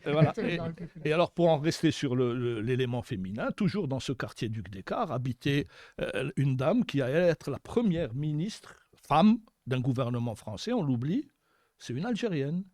C'est mademoiselle Sid Kara. Oui. Ah oui. Qui était ministre, je ne sais quoi, ou sous-ministre, secrétaire d'État ou sous-ministre de quelque chose. En tous les cas, nous étions pas très admiratifs quand nous voyions cette dame descendre de sa voiture noire avec son tailleur Chanel pied de poule. Je m'en souviens, on rigolait. Mademoiselle Sid Kara, pas madame. Elle tenait beaucoup à ce mademoiselle. Eh bien, il y a eu cette action civilisatrice qui a d'abord symboliquement concerné les femmes. Ouais. Il y a une obsession féminine du colonialisme féminine indigène qui est tout à fait intéressante d'un point de vue freudien. Je pense qu'il y a quelque chose de l'innommable ou de l'innommé. Ça a même été analysé ça, par des gens très bien à l'époque. Je me rappelle, Oui, Pierre Thévagnan, il y a des gens comme ça qui. Cette espèce de. Par Fanon. Par Fanon déjà, mais Bien je pense à 2004 avec l'affaire du voile. C'est pour ça que. c'est pour ça, c'est pour revenir sur son voile. Il y a une retour. Par Saïd, Si je orientalisme. peux me permettre un peu de pub, dans mon livre sur l'islam que j'ai organisé, disons, dirigé, il y a un chapitre entier sur le fantasme du voile à travers les décennies. Je crois que je l'ai mis, je ne sais pas si encore Mariam, je crois que je l'ai mis, c'est alors regard français sur l'islam des croisades à l'ère coloniale et édition du Croquant, si tu peux l'afficher. Et donc on va revenir sur le 8 mai 45. Alors donc, il y a eu cette ambiance où on disait qu'on allait on n'arrêtait pas de dire, etc. Ces jeunes filles, etc. Bon, en l'occurrence, les deux jeunes filles, c'était les filles de Laurent Lévy, notre camarade, qui était à l'appel des indigènes, qui fait partie des 4 avec Sadri, Ouria, Laurent Lévy et puis moi. Les 4 avoir fait l'appel des indigènes, enfin surtout Sadri et Ouria. Et toujours est-il qu'il y a cette affaire de voile, il y a toute cette ambiance où on parle de l'islam en des termes vraiment terribles. Et avec Claude Imbert qui, face à la télévision, dit, vous savez, moi je suis assez islamophobe, etc. Tranquille, devant les caméras comme ça, tranquille, c'est normal. Et Claude Imbert, patron pas du Point, si, du Point. Et toujours est-il que, donc on se dit, il y a un vrai problème, parce que Rouya Boutelja a créé la petite association qui s'appelle les Blédardes, pour réagir contre cette espèce de nouvelle recolonisation, cette espèce d'esprit colonial qui à nouveau est là. Et c'est pour ça qu'on va dire indigène. Non pas, on n'a jamais dit, parce que quelqu'un le disait tout à l'heure, on n'a jamais dit que nous vivions ici la situation des indigènes d'Algérie. Bien évidemment, non. C'est-à-dire que, voilà, non, mais c'est juste pour dire qu'il y avait un parfum de cela. Et comme, effectivement, la colonisation est à l'ordre du jour, il y a tout cela, on se dit, mais voilà, on repense à notre histoire coloniale, on se dit, quand même, le 8 mai 45, c'est quand même assez extraordinaire, parce qu'ils sont en train de nous dire, et puis il y avait aussi une autre date qui était très importante pour nous, c'était Dien Bien Phu. C'est pour ça que dans l'appel des indigènes figure Dien Bien Phu, donc Dien Bien Phu, évidemment, qu'on présente comme étant une victoire de la fraternité, alors ce qui va rendre fou beaucoup de colonialistes français. Et pour la droite française, c'était l'expression de Sadri. Sadri a raison de le dire, exactement. Comment ça, c'est identitaire. Bah oui, parce que la victoire du Bien Phu, finalement, en hâtant la fin de la guerre d'Indochine, va faire qu'il y aura moins de morts et finalement va réconcilier finalement des peuples. Mais si tu permets, oui. Pour continuer la boucle là, Abdelkrim a envoyé aux soldats maghrébins en Indochine un appel en leur disant rejoignez le Viet Minh. Je veux dire, la valeur symbolique est fabuleuse. Et d'ailleurs, il y aura un certain nombre qui vont obéir à cet appel, et c'est ce qui va nous donner des mosquées au Vietnam, entre autres. Eh bien oui, parce qu'il y a un certain nombre vont faire souche au Vietnam de ces soldats indigènes déserteurs de la guerre d'Indochine, la première guerre. Alors donc du coup, on décide de se dire, tiens, on va faire les assises du post-colonialisme. C'était l'idée à l'époque, c'était l'idée à la mode, le mot à la mode, c'était post-colonialiste, c'était pas décolonial. Hein, donc on se dit, eh bien ce serait bien si nous pouvions faire les assises du post-colonialisme en France, essayer de réunir un petit peu toutes les associations de l'immigration, etc., tout cela. Puis, comme on avait l'habitude de faire jusqu'avant cela, les années précédentes, on réunissait tout le monde, comme les Indiens, et puis on faisait quelque chose. Et puis cette espèce d'hypocrisie, oui, c'est ça, c'est l'hypocrisie. Nous pète au visage, en disant, mais c'est quoi ces types-là qui sont en train de nous parler de comment des bienfaits, on commençait déjà à parler de la colonisation, de tout cela, et on repense effectivement à ces guerres coloniales, le 8 mai 45. Ce 8 mai 45-là. Et c'est là qu'on va se dire, voilà, on va faire la première marche des indigènes, le 8 mai, pour leur faire péter au visage leur hypocrisie. L'hypocrisie, à savoir que 8 mai 45, jour de fête en France, jour de deuil en Algérie. Et nous, ici, ils prétendent que nous sommes citoyens. Et regardez comment ils nous traitent. Alors, on n'a pas dit qu'on était traités comme dans les colonies. Mais seulement, il y avait cette espèce d'impensé colonial qui était toujours là, qui était évident. Et on se dit, on va faire cette marche le 8 mai. Et on pense à notre ami Habsi, qui maintenant est décédé, que Dieu ait son âme, qui est décédé il y a 2 ans, et puis Habsi va être un des premiers, il va être tout à fait d'accord, et c'est lui qui sera à l'honneur au cours de cette marche du 8 mai, et on va rebaptiser la place du 8 mai 45 qui est à la gare de l'Est, qui existe réellement, on va la rebaptiser la place des massacres de Sétif et Guelma. Voilà, donc on avait apporté un carton, etc. Et on va, voilà, c'est comme ça. Et désormais, on fera tous les 8 mai, après ça c'est un petit peu, mais tous les 8 mai, on fera une marche des indigènes, pour mettre en évidence cette hypocrisie coloniale et l'hypocrisie impériale d'aujourd'hui. En fait, il y avait une continuité pour nous évidente. Qui est Voilà. l'hypocrisie qui dure Bah, encore et toujours. bien évidemment. Pour en revenir à ce que tu disais, à la réponse d'Amar, il y a une occultation totale encore aujourd'hui. Il n'y a pas conscience de l'existence de ces événements-là. Et donc évidemment, il n'y a pas lieu de les commémorer dans la mémoire collective. C'est valable, on le disait aussi pour ce qui s'est passé à Madagascar, c'est valable pour la guerre au Cameroun aussi. Je vous rappelle qu'il y a quelques années, Ah oui, le Premier ministre Fillon a découvert, On lui a appris. je ne savais pas, mais je comprends, Ah, parce qu'en fait personne ne sait qu'il y a eu une guerre au Cameroun Un menée des par la plus grands France. massacres au Et Cameroun. une guerre Le- absolument le plus sanglante. important avec la guerre d'Algérie d'ailleurs. Hein. Alors ça dure, et- ça dure sur la longueur, hein, ça dure jusqu'au début des années 70 parce que la France va intervenir même en à travers. réalité, ça se prolonge après l'indépendance. Oui, bien évidemment, Jusqu'à ce que- au début des années 70 avec les jusqu'à ce que soit focards mis et en- tout. Jusqu'à ce que soit mis en place un régime qui est celui de la France-Afrique en réalité, enfin qui est conforme aux intérêts de la France-Afrique. Mais ça a été une Des guerre, années une guerre- 50 une jusqu'au guerre début des années terrible à partir 70. du milieu des années 50. Et donc tout ça est totalement ignoré. Et pour moi, il me semble que c'est effectivement politiquement, en termes de programme politique, très important d'essayer de faire connaître tout simplement la réalité de ces événements qui ont eu lieu le 8 mai, d'en parler effectivement et par tous les moyens développer la connaissance générale de cette affaire, qui est absolument incroyable quand on se penche sur les faits, qu'on se donne la peine de se renseigner. On est absolument épouvanté, évidemment, par ce qui se passe à ce moment-là, et frappé aussi par le caractère structurel de cette violence. Voilà, perpétrée par une démocratie qui vient à peine de se rétablir, qui se considère comme ayant triomphé du mal, mais qui en réalité perpétue le même type de méthode, mais aux colonies, toujours Oui, aux colonies. c'est tout le paradoxe de ces moments historiques où effectivement, c'est ce que le mot schizophrénique a été utilisé. Je pense qu'il est exact. Il y a un jeu sur la préservation d'une certaine image de la grandeur française, sur l'idée que la France est toujours du bon côté, et que toute tentative d'écriture critique de l'histoire est une sorte de mise en culpabilité du peuple français tout entier. Oui, tu dis bien les choses. C'est le côté un peu pervers ou scabreux de cette représentation qui consiste à fuir la réalité de l'histoire au nom d'une grandeur mythifiée qui sert finalement à éteindre les contradictions de classe au sein de la société française. Pour ça, le racisme est un moteur extraordinaire de négation des contradictions de classe et un moteur extraordinaire de propagation de la défense des intérêts des classes dominantes. C'est la roue de secours de la bourgeoisie. Voilà. Et donc, c'est la raison pour laquelle, à mon avis, fondamentalement, l'histoire de ce pays n'est pas écrite. C'est pour que cette non-écriture continue à nourrir l'obscurité qui produit le racisme. Voilà.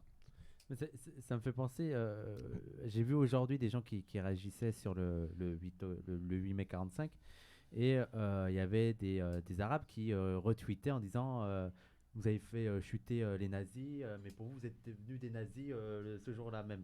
Et il y a quelqu'un qui a été choqué en mode comment ça, nous les nazis et tout. Alors effectivement, si on à son trait théorique, on pourrait pas qualifier ça de nazi pour plein de raisons et tout, mais j'ai l'impression qu'il y a quand même une difficulté de faire face à son caractère horrible. Je dirais, si tu veux être carré et tout, vraiment, voilà, tu peux pas comparer. Mais de ne pas prendre conscience de cette idée que la barbarie, c'était le régime nazi. Mais Nous, on parmi- n'est pas capable de ces choses-là, de ces horreurs-là. parmi Le les summum de opposants- ça, c'était ça. Et de ne pas se rendre compte de ce qui a été fait le jour même. Mais parmi les opposants, par exemple, aux méthodes de l'armée française pendant la guerre d'Algérie, parmi les Européens qui se sont opposés, il y a beaucoup de gens qui disaient nous faisons ce que faisait la Gestapo, enfin, je veux dire, y compris des hauts fonctionnaires. Par exemple. Oui. Oui, ça, Oui, ça, bien sûr, j'ai il pas y en a entendu, eu. Donc Franck Bourdet Claude Claude Bourdet. ce parallèle-là qui est fait à l'emporte-pièce sûr. dans le feu du débat politique et qui peut choquer, en réalité, il ne faut pas non plus le rejeter d'un revers de main, parce que d'abord, les acteurs eux-mêmes l'ont vécu comme ça. Et puis d'autre part, le nazisme, c'est quelque chose que rappelle souvent Paul Tedgen. ouais, Paul Tedgen, par exemple, bien sûr, qui était un officiel français qui a pris... Voilà, Oui, et qui disait, qui était un très haut fonctionnaire français, et qui disait, nous sommes en train de Alors- faire ce que nous avons subi. Donc il ne faut pas, rejeter d'un revers de main ce genre de parallèle, effectivement, à l'emporte-pièce qui peut choquer, et d'autant moins que, comme Yoann Chapoutot l'a souvent rappelé, le nazisme, ça n'est pas ne se réduit pas, si j'ose dire, ce n'est pas forcément la bonne expression, mais au plan génocidaire d'extermination des Juifs, qui date de 1941, je vous rappelle, et le nazisme a commencé en 1933, entre 1933 et 1941. Je veux dire, il y a un prestige du nazisme hors d'Angleterre. Je rappelle hors d'Allemagne, je rappelle que par exemple une partie de la famille d'Angleterre oui, était lié. Mais bien sûr, lié a beaucoup de sympathie pour le nazisme. Il y a une vidéo qui est ressortie, qui a fait scandale, où on voit la petite reine Elisabeth de 4 ans qui fait le salut nazi. C'est le Dawson qui a ressorti il y a quelques années. Il faut avoir conscience que avant... Le nazisme, ça sort pas de nulle part, et c'est pas seulement allemand. Il n'est pas totalement extérieur, bien sûr, à l'Occident de la fin du 19e et du début du 20e siècle. Il y a une espèce de bain commun dans lequel on ne peut pas comme ça, si facilement, sortir ce qui nous déplaît le plus, ce qui nous choque le plus. Oui, et puis ça c'est très important. Et puis au niveau de, rappelez-vous dans la bataille d'Alger. Alors à l'inverse, rappelez-vous dans la bataille d'Alger, et je crois que c'est une parole qui est historique. Lorsque le général qui est Massu, en fait, pose la question pourquoi est-ce que les Sartres sont toujours du même côté, enfin voilà, il se dit comme ça, et il y a un moment, il dit, et ceux qui nous accusent d'être des nazis, parce qu'en France, pendant la guerre d'Algérie, il y a quand même des critiques et des gens qui disent que ce qui se passe en Algérie est comparable à ce que faisaient les nazis, donc ce général qui dit, l'acteur dit, mais ceux qui nous accusent d'être des nazis ne doivent pas oublier que nombre d'entre nous ont connu les camps allemands. Et là, on est dans le paradoxe de la résistance, et le meilleur exemple, c'est Osarès. Osarès, qui était quand même un héros de la France libre, qui a été parachuté en France, qui était dans les services secrets de la France libre, etc. Et c'est lui-même qui va étrangler l'Arbi Ben Mehdi et qui va maquiller sa mort, c'est absolument hallucinant, sa mort en suicide. Alors qu'ils ont arrêté l'Arbi Mehdi, qui était un des dirigeants du FLN. C'est quand même terrible. Et ce type... Alors comment est-ce qu'on passe, et ça c'est intéressant, comment est-ce qu'on passe de l'esprit du fameux esprit de la résistance, qui est extraordinaire, un courage fabuleux, des gens qui ont été FTP, etc., ou même qui étaient dans la France libre de Gaulle. Comment ensuite ces gens-là... Il y en a plein d'autres, regarde Georges Bidault. Oui, alors Bidault qui dirige le CNR, le Comité national de la résistance. Voilà, et qui deviendra un des soutiens de l'OAS. Oui, un des plus féroces de l'OAS. Algérie française. Un des plus féroces Algérie française. Donc c'est pas du tout... Ça immunise pas. Contrairement à... Non seulement ça immunise pas, mais c'est pas du tout incompatible. Quelqu'un qui a été opprimé peut très bien devenir oppresseur. C'est toujours c'est extraordinaire du racisme. Exactement. Bien dans le micro. C'est la puissance extraordinaire de l'idéologie raciste. C'est le discours de la mission civilisatrice a imprégné très profondément les élites. Et de gauche, de droite, comme aujourd'hui le néoconservatisme a contaminé un peu, ça procède un peu de la même démarche intellectuelle, a contaminé tout le spectre politique. Le racisme est un moyen extrêmement efficace de déshumaniser l'autre. Osarès a été un tortionnaire et un tueur abject, après avoir été un héros de la libération, mais il n'a tué que des Arabes. C'est-à-dire qu'il a tué des êtres inférieurs. On est sur tweet. Voilà. On est sur tweet. Voilà. Attention, Omar. Il a tué l'algorithme, il prend au pied de la lettre tout ce qu'il dit. C'est pour ça, oui. Il n'a pas tué grand-chose, quoi. Voilà. Donc, voilà. Donc, on peut dire que l'idée, le racisme en tant qu'idéologie est un élément de négation de l'humanité de l'autre. Et donc, dès lors que l'on nie l'humanité de l'autre, on peut le tuer sans problème. Il y a Fabien qui fait une remarque intéressante, c'est que parfois, c'est pas foncièrement contre l'idéologie raciste qui se battait, mais parce que pour la libération de la France, c'était d'ailleurs pour ça qu'il y a beaucoup d'extrême droite qui étaient dans la résistance, bien entendu. Parce qu'on a l'impression que si tu combattais les nazis, tu étais forcément contre le patriotisme, qui peut devenir du chauvinisme. Le problème là, c'est qu'on peut passer du patriotisme au chauvinisme. Alors le patriotisme, c'est bien et tout, mais le problème, c'est que c'est ténu le fil qu'il y a entre le patriotisme et le chauvinisme. Alain voulait... moi, j'aurais une dernière... Alors, juste pour dire, il y a quand même des gens qui ont échappé à cela. C'est important de le dire. Il y a des gens qui ont été résistants et qui ensuite vont devenir anticolonialistes.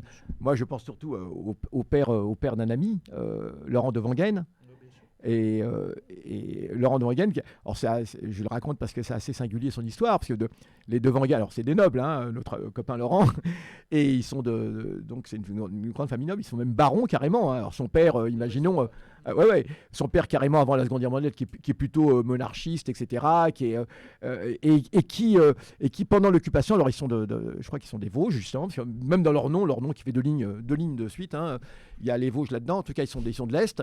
Et en pleine occupation, son père, qui s'accommode finalement des choses, hein, conservateur, etc., il tombe sur quelque chose qui va le choquer complètement et qui va décider de sa vie. Les nazis viennent de commettre un massacre, hein, dans leur bled là-bas, et il tombe sur un ami d'école, crucifié par les nazis, carrément, et qui était communiste. Et carrément, ils l'ont exposé comme ça à titre d'exemple. Et ça va complètement le bouleverser. Donc il va devenir résistant, c'est extraordinaire comme truc. Hein. Mais après-guerre, il va devenir anticolonialiste. Et c'est ça qui est extraordinaire. Il y a quand même des destins qui ont pu être bouleversés comme ça, des histoires. Alors voilà. De Daniel Cordier. Alors bien sûr, Daniel Cordier. René Vauthier, il était résistant ou pas? Oui, bien sûr, Vauthier, alors bien évidemment, mais je parlais pas des gens qu'on connaît forcément, mais je parle de gens qui ont pu. Cordier, effectivement, venait d'un milieu traditionnaliste, proche de l'accent français maintenant. Mais il y a un autre exemple, hein, et pas des moindres, c'est De Gaulle. De Gaulle vient d'un milieu maurassien. D'ailleurs, non, pas du tout. Pardon. Non, je parle encore de la résistance. Il y a ce paradoxe. Les gens sont toujours très surpris quand on leur dit, mais au fait, vous savez que De Gaulle était tout à fait maurassien. Il avait la plus grande admiration pour Charles Maurras et pour le père de l'antisémitisme français pendant toute la première moitié, les 2 premières décennies du XXe siècle, 2-3 premières décennies du XXe siècle. Voilà, il faut pas. Il y a une espèce de bain commun, encore une fois, là-dedans. Qu'il faut garder en tête. Une question, Jean-Pierre Peroulou, Guelma 1945, une version française dans l'Algérie coloniale, c'est un bon livre ou pas? Moi, je ne connais pas. Je ne sais pas. Oui, c'est un bon livre. Oui, d'accord, bon, c'est bon, c'est validé par monsieur Alain Roussio. Non, mais moi, j'ai pas absolument pas l'âme d'un juge de mes collègues. Oui, mais vous pouvez nous dire au moins si c'est bien ou pas, si c'est pas craignos. Si c'est pas craignos. Mais bon, pour moi, le livre le plus fondamental sur les massacres qui parle de l'ensemble de la Seconde Guerre mondiale, mais qui parle beaucoup des massacres de mai 45, c'est le livre d'Annie Ray et Goldzager. C'est incontestablement le livre qu'il faut lire en priorité, puisqu'on est là pour faire un peu de...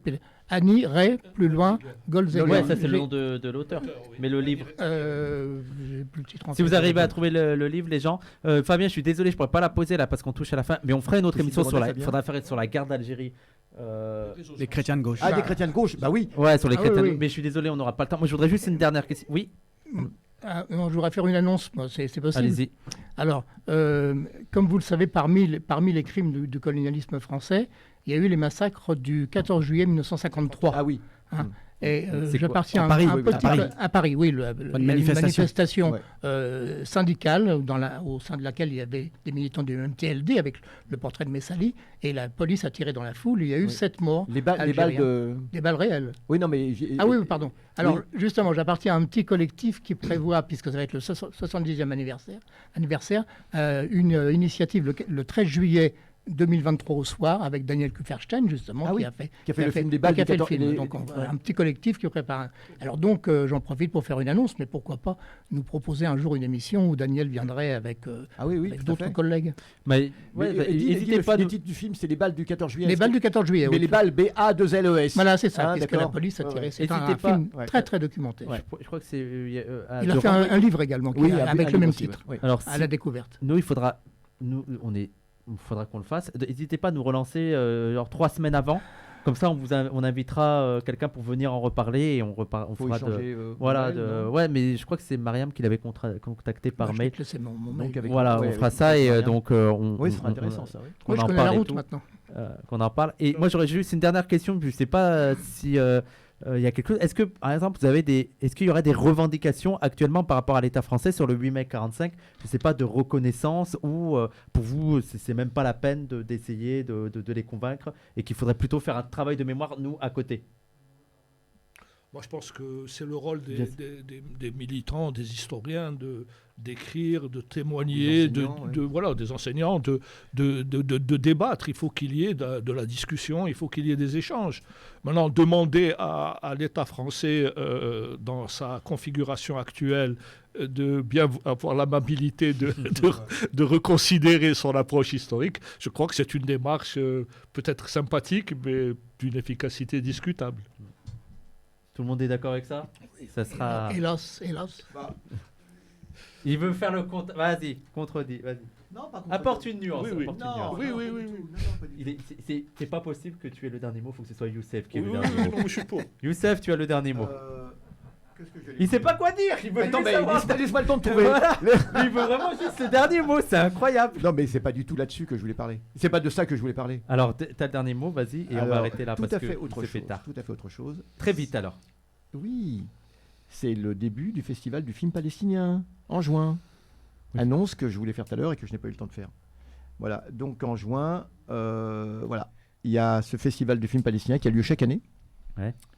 Et qui est vraiment d'actualité, vous le savez, vu ce qui on se a passe, discuté, etc., etc. Voilà. Et bon, je pense qu'on aura l'occasion d'en reparler. Julien, tu voulais dire quelque chose, je sens. Non, quand tu disais ça, et ça me faisait penser à ce parallèle quand même qui vient à l'esprit, qui a ses limites, mais qui a aussi son intérêt entre la situation en Palestine et la question de l'Algérie française précisément. Bah voilà. On n'en a pas du tout parlé jusqu'ici, mais il y a quand même un certain nombre de choses qui sont Il y en a frappantes. qui réfutent cette comparaison. Alors, on en discutera. une comparaison, par définition, ça présente deux termes qui sont différents. Il ne s'agit pas de dire que c'est la même chose. Il s'agit de dire qu'il y a des traits communs frappants. Tout à fait. Puisque Julien tend la perche, j'ai eu la chance de beaucoup côtoyer Henri Alleg. Et Henri Alleg, qui avait fait un reportage en Israël dans les années 80, quelque chose comme ça, m'avait dit qu'il avait vu dans l'état d'esprit de beaucoup d'Israéliens, ne soyons évidemment pas généralisons, bah oui, un esprit qui était très comparable, voire parfois pire, bah bien à sûr. celui, je cite Henri Alleg de mémoire, parfois pire que celui des Français d'Algérie. Mais bien sûr, et moi j'ai même entendu parce que la communauté française juive d'Israël et surtout du côté de Eilat, etc., par là-bas. Et j'avais vu un reportage où des gens disaient on a perdu l'Algérie, mais on ne perdra pas la Palestine. Et oui. Bien sûr. Et On ne perdra pas Bien Israël. sûr. Mais bien sûr. Écoutez, on revient toujours à Israël. On revient On va arrêter là. L'esprit On va arrêter colonial, là. hein. Merci beaucoup pour cette émission. Merci beaucoup Alain Ruscio. Je rappelle, allez lire Les communistes et l'Algérie. C'est une énorme enquête et tout. Moi, ça fait un moment qui trône et qu'il faut que je l'attaque. Il faut faire plus court, monsieur, la prochaine fois. Mais allez lire parce que c'est un incontournable. Et aussi, donc, Regard français sur l'islam, c'est ça, aux éditions Le Croquant. Merci Omar avec Irak en Algérie. Tu es pas content de ta prestation? Moi, je suis très content de ta prestation. Tu n'as pas besoin de me remercier, c'est moi qui vous remercie. Merci à toi, Julien. Si je peux faire juste un petit Vas-y. peu pub, je voudrais faire la pub pour un entretien que j'ai fait avec Alain Ruscio à propos de la question de savoir si Le Pen, enfin on sait, la question ne se pose pas, mais à propos du déni récent selon lequel Jean-Marie Le Pen n'aurait pas torturé en Algérie, ce qui est évidemment archi faux, à l'occasion donc de cette idée qui a été diffusée à un moment donné sur France Inter, qui est une contre-vérité, on a fait un entretien avec Alain pour le média, il suffit de taper dans YouTube Alain Ruscio, je pense, le média, et c'est une conversation... Il a mis le lien, merci Ahmed. C'est une conversation sur le caractère structurel de la torture dans le rapport entre colonisateurs et colonisés que Alain a mené et qui me semble, ça vaut vraiment le coup d'être vu, il me semble. On est déjà à plus de 100 000 vues, j'en suis très content, je vous remercie encore. Voilà. Ah, merci, Ah bah, très merci à bien. toi et merci à vous. Et Merci. enfin, Formidable, merci ça. à Youssef. Non, merci à toi, Wissam, quand même. Et- Oui, ça. Merci Wissam. aussi à la technique, Et à merci à la Christophe, à Mariam et à Mehdi et à Zadi qui ont permis de faire ce live. Merci à tous. On va pas faire de raid, on va Et- quitter tout de suite. Et Oui, il a pris des bras, Julien. T'es là à la muscu? Et à mon âge, c'est méritoire. Hein. T'as Fitness Park. Ah, On va arrêter là. Merci à tous. Et demain, il y a un rendez-vous demain en live. Alors, ce sera pas au studio, ce sera en visio. L'UJFP, l'Union Juive Française pour la Paix, va faire une émission. Donc, il y aura Michel Siboni, Maxime Benatouil et Simon Hassoun qui vont discuter avec François Burga. François Burga, qu'on présente comme islamologue, c'est le titre. Donc, c'est voilà, pour parler de ses travaux et tout. Ça sera demain, normalement, à 19h, 19h30 au plus tard, sur cette chaîne Twitch. Voilà. Merci à tous, merci. Et bah, à demain. Inch'Allah. Salut. À demain. Salut. Salut, salut.